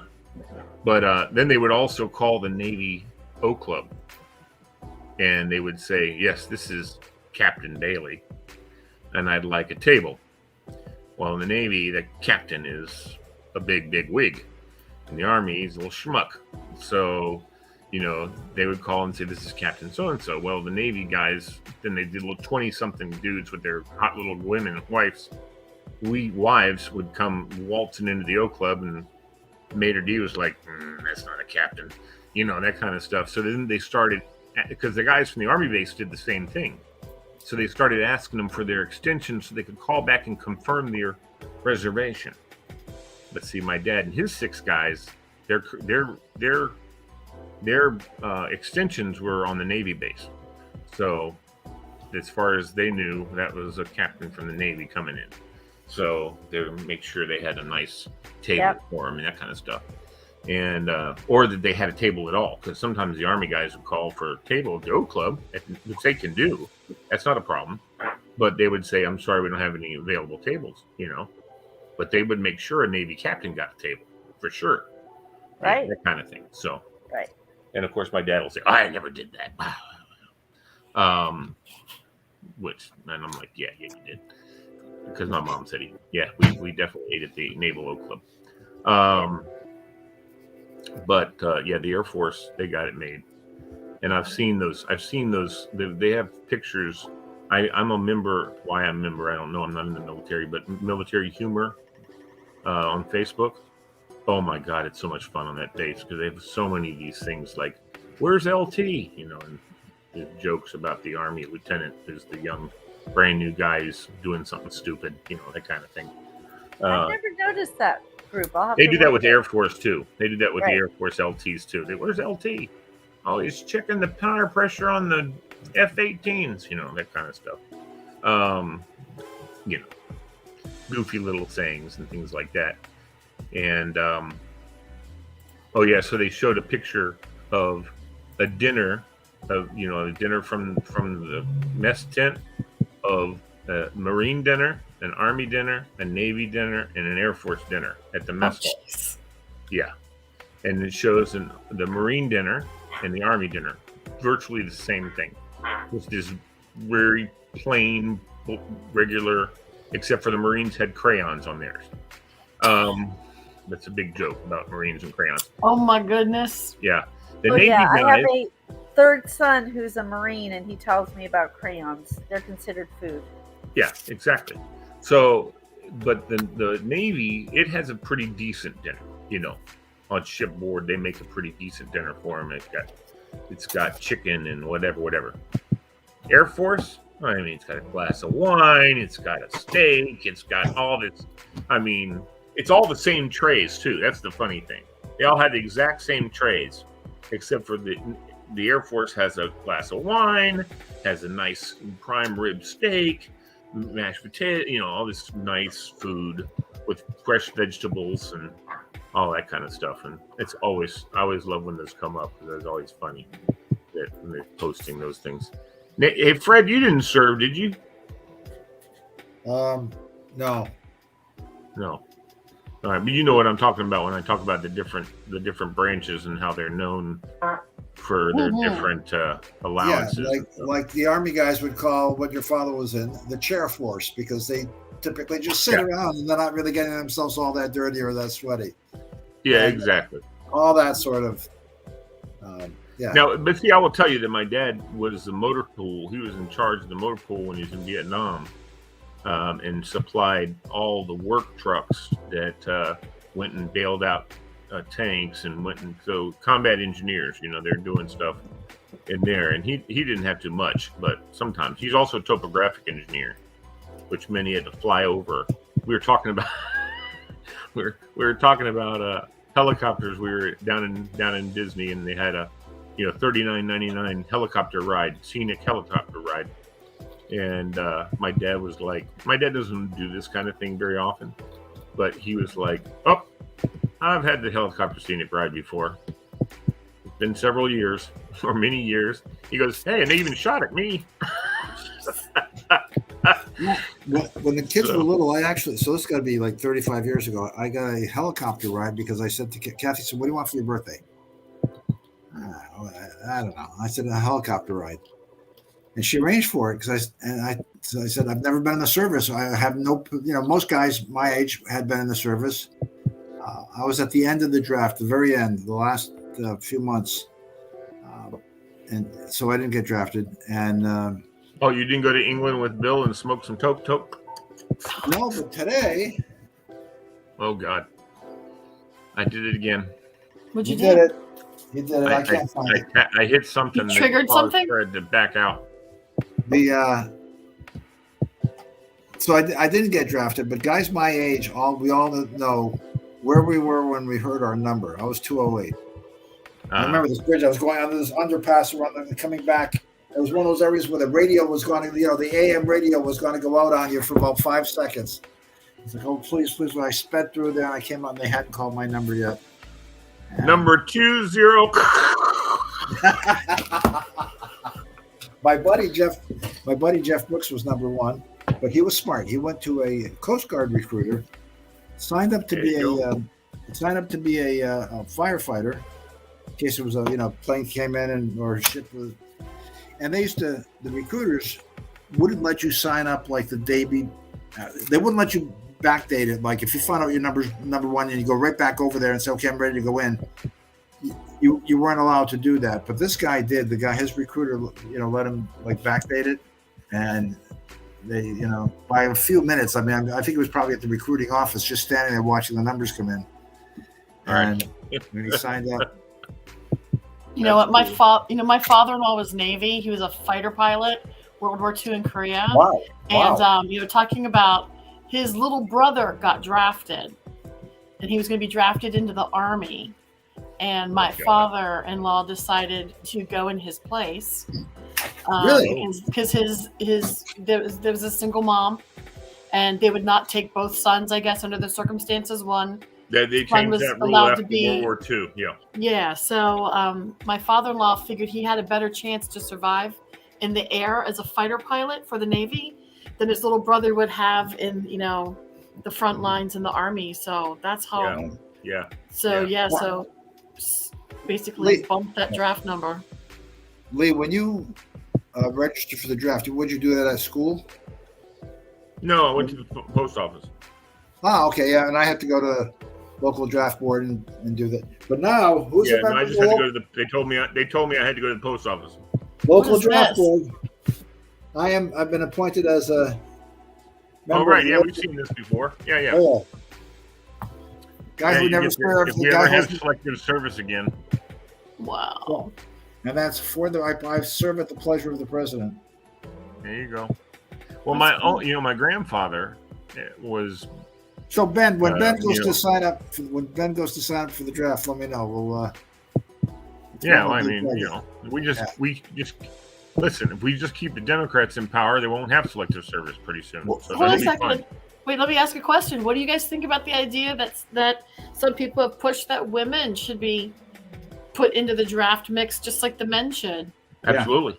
Like if women are going to insist on being able to fight and do all the other things, that everybody upon the age of 18. Same with gays and transgenders. I don't care. Yep, it was a different time back then. You know what? My dad said that to me. I asked him what he thought of women or gays, maybe. I said, maybe gays. He said, doesn't matter. He goes, they have standing rules and you have orders. Mm-hmm. And if you don't follow the orders, you're out of the Army. So if they come in and their order is no fraternization and they get caught fraternizing, whether they're gay, straight, or not, they get kicked out of the Army. He said, so I don't care. The rule is you don't worry about things like that when you're in the Army. That's the way it's supposed to be. He said, I can guarantee you, except for when they were in Vietnam and you had all the mamacitas or whatever they're called, mama-sons, all offering sex up. But my dad, that was not my dad's. He was a married man, happily married. He had a guy, I remember this, one of the greatest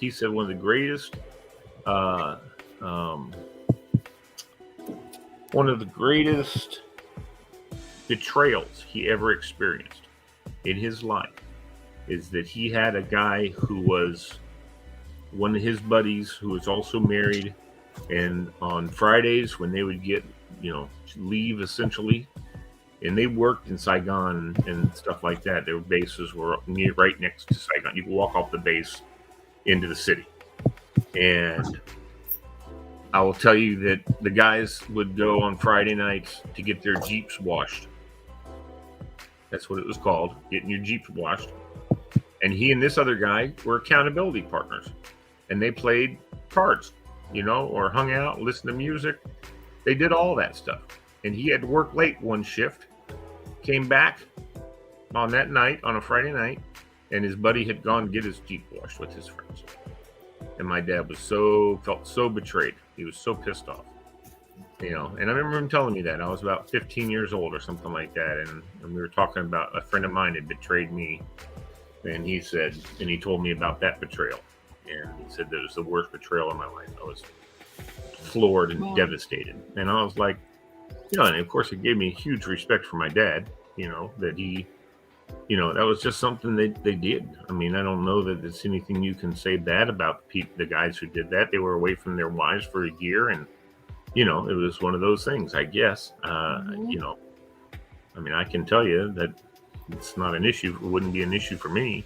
And it probably wouldn't be an issue because of my dad, So, anyway. But I remember that. And that was one of the things, The other thing was, too, Fred, you'll enjoy this, Mr. IRS, is when they would get paid and they would sell their dollars through the fence on the base to the Vietnamese. The Vietnamese would pay them like twice the value of because they wanted dollar bills. They didn't want Vietnamese money. Right. But see, on the base, you could take Vietnamese money and turn it into dollars. So there's a whole racket. They'd have these army, and they weren't allowed to do it, mind you. It was illegal for them to do that. Yep. And I don't know that my dad did it, but he told me you'd just go to the fence, and the Vietnamese guys would come over and they give you a wad of Vietnamese bills for $25 or $100 or $200 or whatever, and they'd give you like $400, $500 worth of Vietnamese money for $200 of cash. Nice. And then you wait for a little bit so you didn't get on to you about what you were doing, and then you'd exchange your Vietnamese money, or you spread it out between your buddies and you exchange small amounts for cash, dollar bills. That's laundering money. That's all it was. Laundering that Vietnamese and American cash, baby. That was my favorite type of work to do when I was at IRS. Trying to find those things, trying to find where it's going and what's happening to it. But you can pretty much follow it. You can pretty much follow the money. You can, a lot of the rules we have. Yeah. I learned from my wife's best friend's cousin, who lived up in Massachusetts, lived in Revere, Massachusetts. Sure, I know Revere. Revere. What is the place that has the clam rolls or whatever that's on the beach in Revere? Nice. Very famous place. I forget the name of it. Yeah, clam rolls, man. I've never heard of a clam roll. Fried clams in the roll. What is it? Is it like a Fred? Yeah, fried clams in like a hot dog bun or a big bun like that. Oh, I don't know. For some reason, I was envisioning some sort of like wickedly disturbing, like cinnamon roll or something. You mean like a lobster roll? Like, okay, yeah. Kind of like a lobster roll in a way. I gotcha. Or fried clams, yeah. I don't know clam why rolls. I thought of like... There's the name of a place in Revere that's like one of the most popular. Right. It's where the guys from Goodwill Hunting went to get their clam rolls. The clam shacks up there are the size of like a garage. Yeah. And a couple benches outside, but the food is so good. And they also have the speakeasies. Oh. Where you bring your own bottle of liquor and you go in this and you knock on the door. Yeah. They look out the little screen. All right, come on in. And you go in there and you bring your own booze and you hang out and you drink. I remember in Plymouth, my wife and I were sitting at the outdoor, because it's all like picnic benches outdoors. And the guy was coming in with the boat and bringing basically our lunch to us. They were bringing it in to cook it. They had it all. We're getting clams and others. They're bringing it in, opening up, throwing it in the fryer, and 10 minutes later, it's on our plates. That's how fresh the stuff is. It's incredible. It's the same when you're in down in Turks and Caicos or St. Thomas or whatever. The guys bring in the fresh caught fish, and you walk up, buy a couple of them, go take them to the local little shop, a little bar on the thing, and say, "Here, I like this. I want it filleted and whatever." And they'll say, "No problem." They fix it all up for you. Yep. And it's fresh right there. Or you go out and you grab some conch and bring it in, and they'll make conch for you. Conch salad. Fried conch. That's cool. Conch Yeah. soup. Now, I remember as a kid in Thailand taking a glass bottom boat out in the islands. Nice. They would point and they would go down and grab the fish or the lobster, whatever we pointed to. The little kid would jump off the boat and go catch it. And then they put them in the baskets. And then we would just pull up to an island. And they're, like you said, those little shacks. And they'd run in and they'd cook and steam it, whatever, and then bring it back out to the boat. Nice. All the fish that you pointed to. Or we'd sit on the beach and do it and eat it. Awesome. Cool. Wouldn't that be so fun? That would be so fun. I'm going to tell you, how many of you guys have been to Maine? I want to go. Have you been on? Amazing. Have you been on MDI, Mount Where's Desert that? Island? That's where No. Bar Harbor is. Bar Harbor's on Mount Desert Island, and so is Acadia. Yeah, I must have been there. Yeah. Acadia National Park's Yeah, on we did Mount Acadia. Desert Island. Yeah. Okay. Yeah. That's the name of the whole island. Okay. Even though it's got a land piece that goes to it, it's not a real island. But it's an island. Whatever.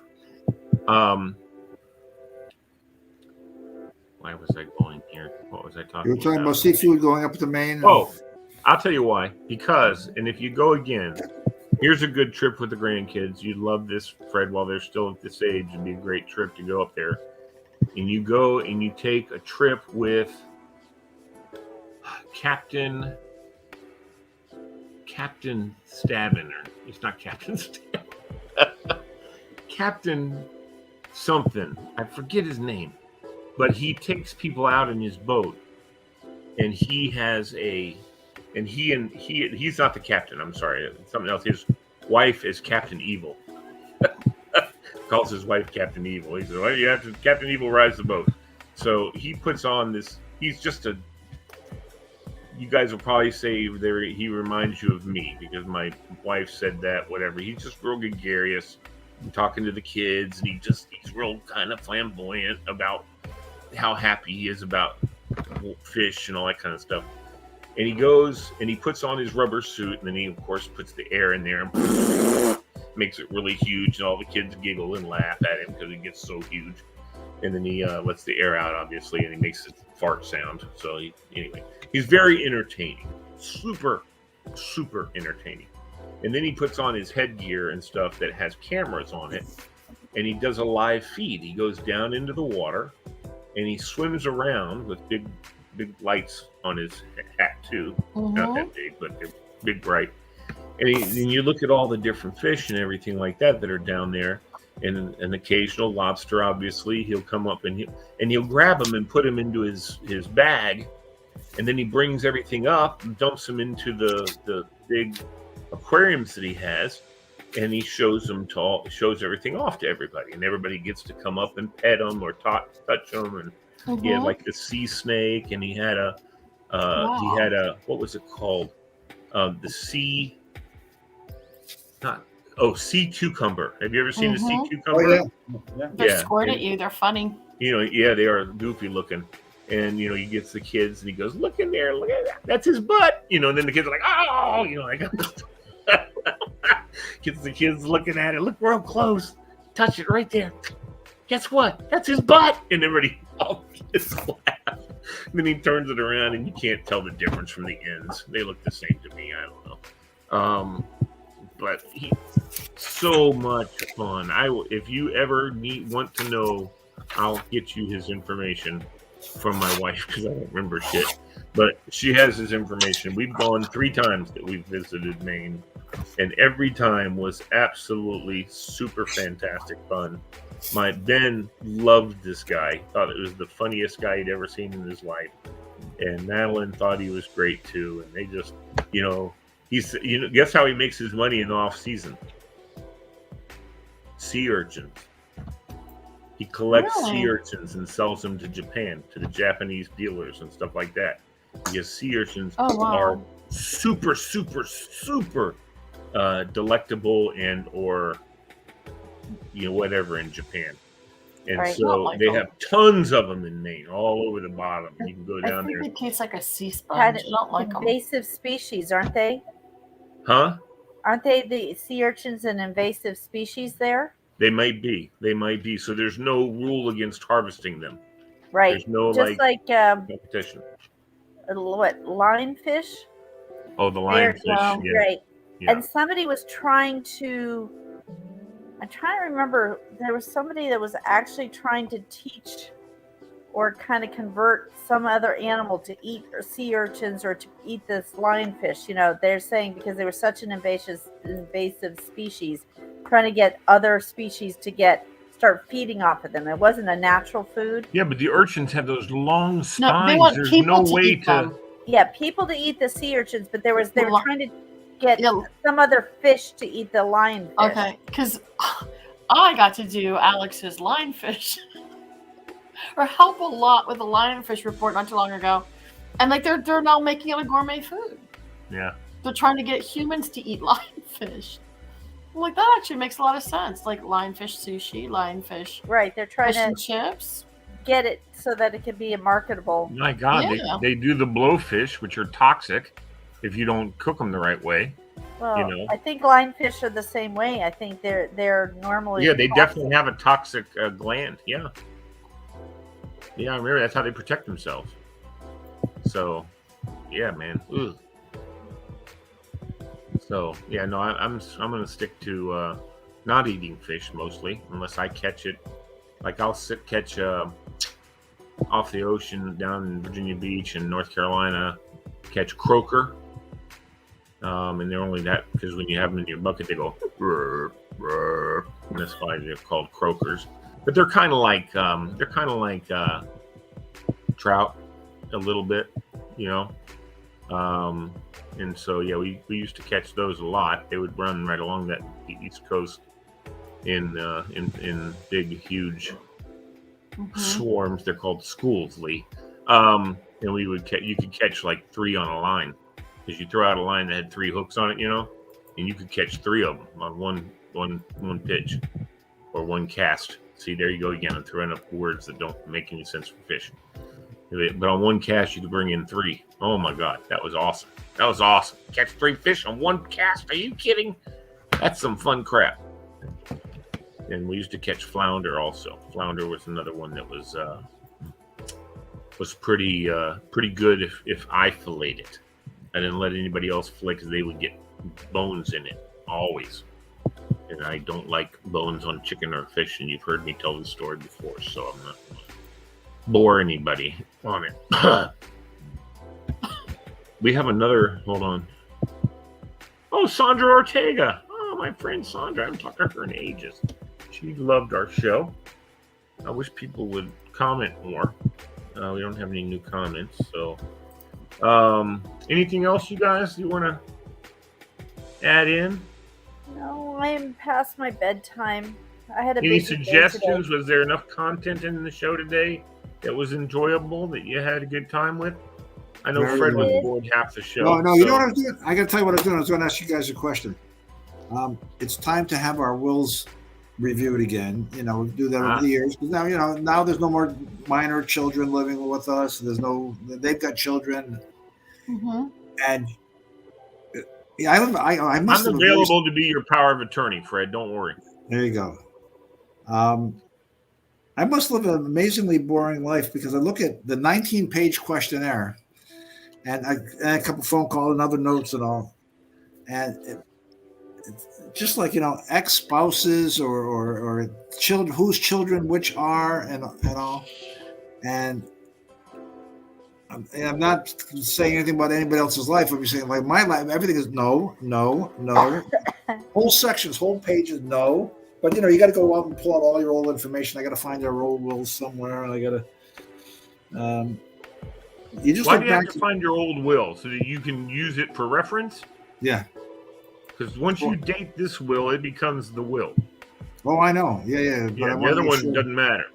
Yeah. Whatever, it's gone. So, Can I ask you, you're splitting everything half and half with the kids? Well, Kathy first, and then the kids. We're doing that traditional. Well, Kathy gets everything, right? Yeah, and then the kids. If you had other kids by other marriages, that would right. be a whole then you have story. to deal with that's what all these questions are about, you know. And are you the biological? If Kathy survives you, she gets everything. Right. If you survive Kathy, you get everything. But the extra kid, for example, it's also, is it your child with the extra wife, or is it her child that you adopted? You have some responsibility also when you go down the line. You can't just cut them out for, well, I guess you could, but there'd be a claim and anyway. And then you start looking at no claim if this is the other thing that I understand, Freddie, you're the IRS expert, so you know all this stuff. But my understanding when we did our will was when you get time to come to end of life, sign your power of attorney over to somebody else. And then whenever nothing goes into probate. If that's the problem is if you don't have a will and you don't have somebody to execute your will, shit goes into probate, and that can take forever. But if you have someone who's an executor of your will named, and it's not somebody that has to be named at a later time after you die, well, Kathy would be by a lawyer or some crap. I would be the executor to her, and she'd be the executor. And vice versa. They still use the term executress. They used to. I don't know if that's old. I hope not. I haven't heard that. Well, see, I'm talking to you, and I'm realizing I've got a lawyer sitting up in the upper right-hand corner. She knows all this shit too. So they'll call you whatever you want to be called. Crazy cat lady may have been through it all, so I don't know. Yeah, but they don't use executrix anymore. But if you want to use the word executrix, everybody knows what it means. So it's not a big deal. That's right. Executrix sounds like you got a girl on the side that you got. Yeah. Well, Fred, there's something fun to Google is called the fertile octogenarian rule, which is a whole concept, the assumption that you may always have additional children after you write your will. That's right. So there's all kinds of stuff. And even before, so years ago, I read my parents' wills, and they had the standard, back and forth husband, but his said if they died together, he was presumed to have died first, and hers said basically the same thing. If they died together, she was presumed to have died. Wait a second. They wanted everything out of my father's name because they said, you never know. A woman knows if she's had a child. Whether she's telling you the truth or not, she knows she had a child. But a man doesn't always know that. And I'm not saying anybody did anything bad. I'm just saying when you were 20 years old, you were out on a trip somewhere. You had a relationship with someone, and then you continued on your ways. Maybe you kept in touch and you were friends, and you never found out, the man never found out he had a kid. And then the kid shows up when they find out, your real dad died, and now you got to start doing something to take care of that kid. So the presumption is that he died first. Everything goes to my mother. It's my mother's money. The kid comes in and goes, sorry, the old man's estate's got nothing. And if she has the same thing, if they can't tell who died first, it's presumed that he died, first, to get everything out of his ownership. Yes, sir. Not me, baby. What about you, Fred? Not me. What? I can speak unequivocally that there's no way that I have other children. I'm proud of you. I am proud of you. Can you say that unequivocally, young man? Well, hold on a second, Lee. I want to say something. So just because you know doesn't mean that other people know. And now things are a little different with DNA. But until I lost you there. So Lee may know that he has absolutely zero chance of having other children. Oh, right. But only now do we have tests like DNA. Back in the day, anybody could make a claim against your estate. That's right. And that was the problem. It's like today it's pretty easy to say, dude, the DNA just isn't there. Which you see with celebrities all the time. Yes. All of a sudden this person comes out of the woodwork 30 years later and, they make all these claims. Like there's somebody who's recently claiming to be Elvis's love child. Looked so much like him. I don't even know which way it went. But things are different now. But back in the day, that's where all these rules came to be. It took forever for them to prove it. So if you die and then 3 people show up and say that they're suddenly your child, Yeah. they'd have to go through all kinds of stuff before they finished, processing the will. So usually, somebody could say, I was Marilyn Monroe's child. She gave birth to me secretly on whatever, and that means, and President Kennedy's my husband, my dad. John F. Kennedy was my dad because of the year and all that crap. You could make that claim. You could. Yeah. And then you just settle. I mean, you just have to. I mean, eventually, the person, people are going to want their money. Even if the trust knows full well it's a bogus claim, because of the celebrity and because of the media outcry that'll happen, all that kind of stuff, they'll settle it right out of court, no problem. Well, like they say, the war's not over until your enemy says it is. That's true in a battle, and that's true in a legal case. I mean, it's until your enemy says so. Your opponent, it's not over. Yep. They'll just keep dragging it through. So someday you give them enough money to say, okay, stop the madness. I'll give you this money. Go away. Don't come back. All right, everybody hold up your wrist. Which one? Higher, Fred. I want to see your bracelet. Tell us about your bracelet. I think your granddaughter made that for you? I think my grandson did, but your grandson did. Okay. But he said no, and she said Layla said she made it. Luke said Layla made it, and I think that they're both wrong, and Luke made it. But I'll have to go with their. Well, maybe Layla made it, and Luke gave it to you. That's more than a year ago. That's been on there forever. I had one here, and it just eventually, one day I looked at it, where'd it go? It fell apart. I saw a guy on Facebook on one of the transplants, The Good, the Bad, and the Ugly, posted a picture of he had an oxygen tube made into a bracelet. Cool. So he could remember where he had been. You know what I mean? Very cool. And I've been wearing this from the day I got it from Donate Life. Nice. This green one, which says Donate Life or Dona Vida, both. And I've been thinking about that. And I have plenty. Anyone who wants to wear one for me, you, and I'm probably after I die, you'll want to, but I'll wear one. And I was also thinking about until I die to get a green bracelet. When you look at all this stuff I've been doing the past couple of days and going through all this, that's been crossing my mind. How many organs did you say, or body pieces, can be harvested for a transplant? 8.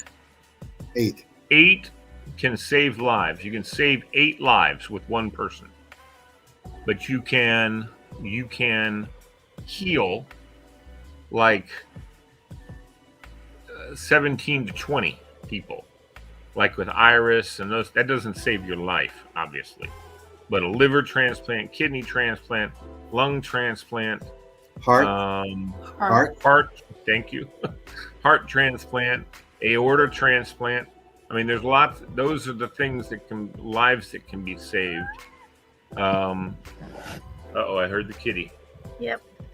Those are the lives that can be saved, but you can do skin grafts. You can do all kinds of other, vein transplants, eyeball, or face. Nah, not yet. So they can. They've done faces. Somebody in Russia did it. God knows what that person looks like. They've done a couple now, actually. Have they? Yeah. But that's how they started. I remember the first heart transplant. The first guy lived like about a day. And then it was a couple of days.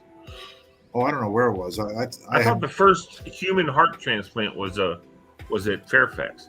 They just did. What happened with the pig guy? Is he still alive? I think so. But these things happen. I remember I was a boy when that young man when it happened. And that was really so far out. I mean, everybody said that'll never work. And the first guy only lasted like a day or something. And then he just recently did it also. The next guy did it like 10, lived 10 days, and they said years. So heart transplant patients are, can't have a full life, which was really they didn't start doing lung transplants until I don't know when, but that was like thought to virtually be impossible. Exactly. To do a lung transplant. You were the first person that I knew that had ever done that, because I didn't know that they did that commonly. Yeah.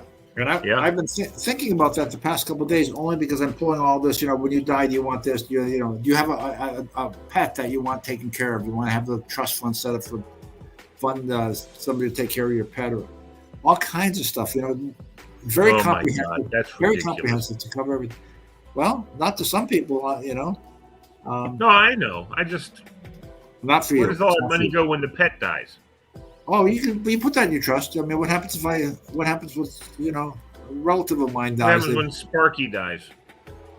You have Sparky gets all my money, my millions, my mansion, all my cars. No. You set up something for someone. Someone might agree. You might even have two people say, we'll take care of Sparky, but we'll need food for money for food and money for the veterinarians. And you come up with a thing. You say, okay, the dog's 10 years old. We'll live 5 more years. I'll give you $5,000. Fund that trust with $5,000. There's all kinds of crazy stuff that people do for their pets. You'd be surprised. No, I wouldn't. So that's why I was thinking about. That's why I was thinking about you, Lee, the past day or two. I was thinking, donate some more. Okay, let me think about that a little bit more. I just don't want them rushing, saying, "Oh man, we can use this guy's kidney or something." They don't do that. They don't do that, Fred. I don't want them rushing. I don't take your time. They do not do that. I might still be living. Okay, so before we all head our different directions tonight, I have to read this urgent story that just came in Pennsylvania. Oh, God. Danville, Pennsylvania, AP, so Associated Press.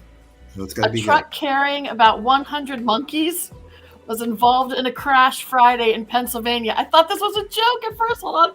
State police say as authorities searched for at least 3 of the monkeys that appeared to have escaped the vehicle.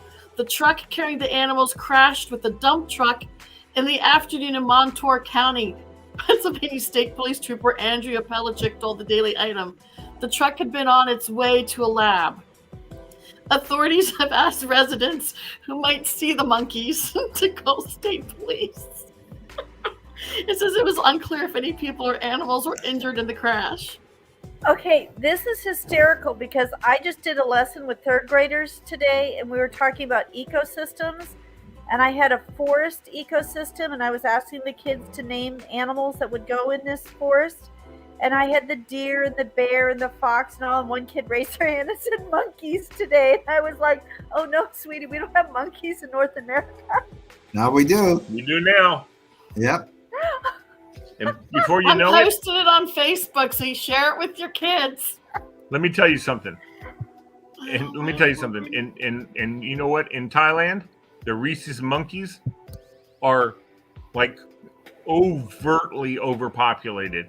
And they're vicious, and they're mean, and they're hungry, and let me tell you, I was watching a video just the other day. This monkey walks up, and this guy had laid his backpack down to take some pictures.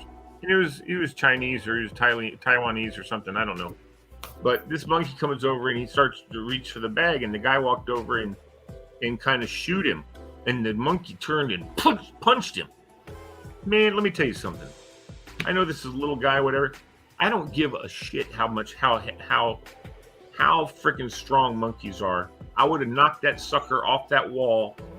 I mean, I'm sorry. Maybe they're strong, but you know what? They're not. They're a quarter of my size. They can't be that effing strong. I know they can hurt me, but I can guarantee you I can break some legs off and some arms off. I'm telling you, I would not even put up with that crap. No way in hell. I remember the gibbons in Thailand. When I lived there, the gibbons, a lot of people had them as pets. Is that them gibbons? Okay, whatever. Gibbons, I don't know the names of all of them. White with the black face? Yeah. Oh, yeah. Gibbons, yeah. Yeah, no. They were, thanks. Yeah. They would be in the floating markets and all. They did pickpocketing. My aunt used to work at a vet's office, and we didn't have monkeys there, but they had cats. Let me tell you something. You know this. And I had to hold a cat for shots. That's as bad as working trying to grab a monkey. I can tell you that right now. Speaking of which, does anybody know anybody that is trying to get their vet lab or something? I have a friend who has to give her cat shots. Her husband can't do it anymore because he has to stay away for immunization and trying to stay away from germs because his low. Oh yeah, they told me I'm not allowed to be around animals. Right. Yeah. So she's trying to find a vet tech, somebody, where would I go to see, somebody who's practicing vet tech? Where would I find somebody who'd be willing to go to a home every day? You call the veterinary office, and they may have somebody to do that. I know just personal experience, and I know that it was just because they were friends. The lady that lives across the street from my parents is a vet. Oh, the lady did it. Hey, Diva? Yeah. Did a vampire just walk in your office? Well, Galen says he doesn't feel good. I got 2 kids upstairs with COVID. Galen says he doesn't feel good. He just was about to come in the office. I'm like, no. I don't want to see your face. No offense. Bye-bye. Ow. Well, she's a vet, and my sister had her 2 dogs up here her power was out when they had that the last big snow came through. She was in Fredericksburg, and their power was out like for 64 hours. So she just drove up here so she could work at my mom and dad's house. And the dogs were there, and they're cute as shit and all that kind of fun stuff. But her littlest one, Happy Jack, was seemingly not doing as happy he normally is. But he was with me. He was just all over me. He just loved wagging that tail, and he just, oh, Uncle Lee, he's just all hyper and stuff. But apparently he hadn't eaten right or something like that. So she was worried about it. And so we just called Linda, and Linda came over. Linda's from Estonia or something like that, Algeria or something. But she came over. She's super, super awesome, super sweet. And she came over and looked at him and, listened to him and all his belly. She said, it sounds like he's got some belly issues, from the scopes. She said, I need to probe him. We were like, oh, God, this is why I couldn't be a vet. I couldn't be a doctor either. Yeah. I would never be a proctologist if I was a doctor. There's no doubt about that. I ain't sticking my finger anywhere. But so they went out on the porch to do it, and you could hear poor little dog scream. Do not do that to me again. But see, I've held dogs and cats both, when the vet had to do that. And believe me, actually, it's funny because they become my best friend as soon as the vet pulls the finger out. They jump on me and go, thank you for holding me. Don't let them do that to me again. Yeah, don't let them do that to me again. It's kind of the same action as when my kids had to have their shots. And you're sitting there and I'm the one, believe me, because my wife couldn't handle shots. So both our kids, when they had to have their vaccines and whatever, I was the one that had to go in there, and we'd lay them down, and I'm looking at them talking, how you doing? You doing okay? All right, you'll be okay. And luckily, we had great pediatrician techs who did the shots because they were fast as they could possibly be. But believe me, that kid's looking at you, and that shot hits them, and their face goes, and your heart sinks. Because they're looking at you, they start crying. What are you doing to me, Dad? It's like, oh my God. See, my pediatrician never let us be in there because they said we can be the bad guys, and as soon as the shot's over, we bring them to you. So you're the good person. You're not associated with the shot at all. That's a good idea. But at the same time, there's the other thought where it's good to have someone that they know loves them, looking at them and being with them and holding them. So. Yeah, I get it though, and ours were like that too, because they would say, "Okay, baby, listen, I'm really sorry. This is all my fault," that kind of thing, and then they would do it, and whatever. It just hurt my heart. Still hurts my heart thinking about it. It is rough, isn't it? It's so rough. They look at you with those really incredibly, horribly sad little eyes, and they look at you like, "Why?" I'm watching the Weather Channel, and like North Carolina and Raleigh and Norfolk, they start getting snow. I was like, really? Wait, we had nothing. What's going on? Wow. Fred? I missed that. Look at Fred. What's Fred looking at? What are you looking at, Fred? I'm looking at you, Lee. All right, guys. I cannot stay awake any longer. I know. Thank you so much. But well, we are sleep doing. in, Pauline. Get a good sleep in tomorrow. Thank you. Put and a my sign dad on your is. door. Yeah, and my dad is home, and he's doing much better. So. Yay! Thank you for that update. Thank you for remembering. I'll probably go over. I made homemade chicken noodle soup for him and some other things, but I'm going to go and maybe clean the house for my mom so she's not running around, whatever, and do some stuff. How's your mom doing? She's good. She's good. I mean, she's able to take care of him and everything? What? She's still able to take care of him and everything? Yeah, but overly so, and it drives him batty. So I need to take her out of the thing and let's go shopping. Let's go do something. Just give him some peace and quiet for a little bit. Because he's capable to take care of to a certain extent. He didn't want any home health care and didn't want physical therapy at all. Well, that's what he told them at the hospital and went home. And whoever called yesterday talked him into it. And he's like, yeah, he didn't want a walker, but they gave him a cane and he refuses to use it. But then he's having trouble getting out of this seat, out of his chair, you know. Yeah. And he'll walk and hang onto the walls and the chairs because he's still weak. But he doesn't want to use the cane. You know, and then I know. Now he's stuck. He said, you know, gets up in the middle of the night to use the bathroom. And some bathrooms are okay. You can kind of pull yourself up with something. The one bathroom he was in, all of a sudden he was stuck. And he was like, oh, now I need help. But he didn't want to ask. Don't want to ask for help. But yeah. Well, it's, you know, listen, it's that's the way it is. Guess who's the person who can help me up? My daughter. Oh. She's the only one strong enough to get me up. That's not true. Mary's pretty damn strong. But but as a man, you don't want to ask for help. No, you know? He does but not. I highly recommend that he calls in the home nurse for sure. Yeah, so he agreed for physical therapy because he wants to be strong enough to be able to pull himself up. And then we got some hospital handle things so that he can pull himself up on certain things. So we're and that's an inevitability also that he's going to need those in the future. So you ought to have a contractor come in and mount really good handicap things. My mother-in-law has just recently, we got her a special toilet riser seat with handles on the side for her bathroom because she got stuck. That's what we just ordered. She got stuck the other night. She was starting to get up and she went between the toilet and the shower door. Okay, enough information. That's when she got stuck, though. I mean, yeah, she fell. Yeah. And she doesn't want her son-in-law coming in there and helping her. Yeah. My parents a few years ago were thinking ahead when my mom had pneumonia and she was really weak. They had the bathroom renovated. Instead of a tub with a shower, they had everything ripped out and they had just the low access. So it's a shower stall with a chair inside. And the handle. That's what we did. That's already much better. So they already have the handles and a chair and the shower handle that they can shower while sitting. Right. So that's already there.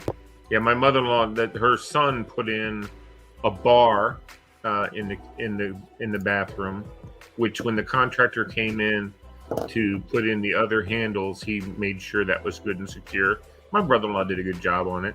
That was inside the shower. We hired in before that.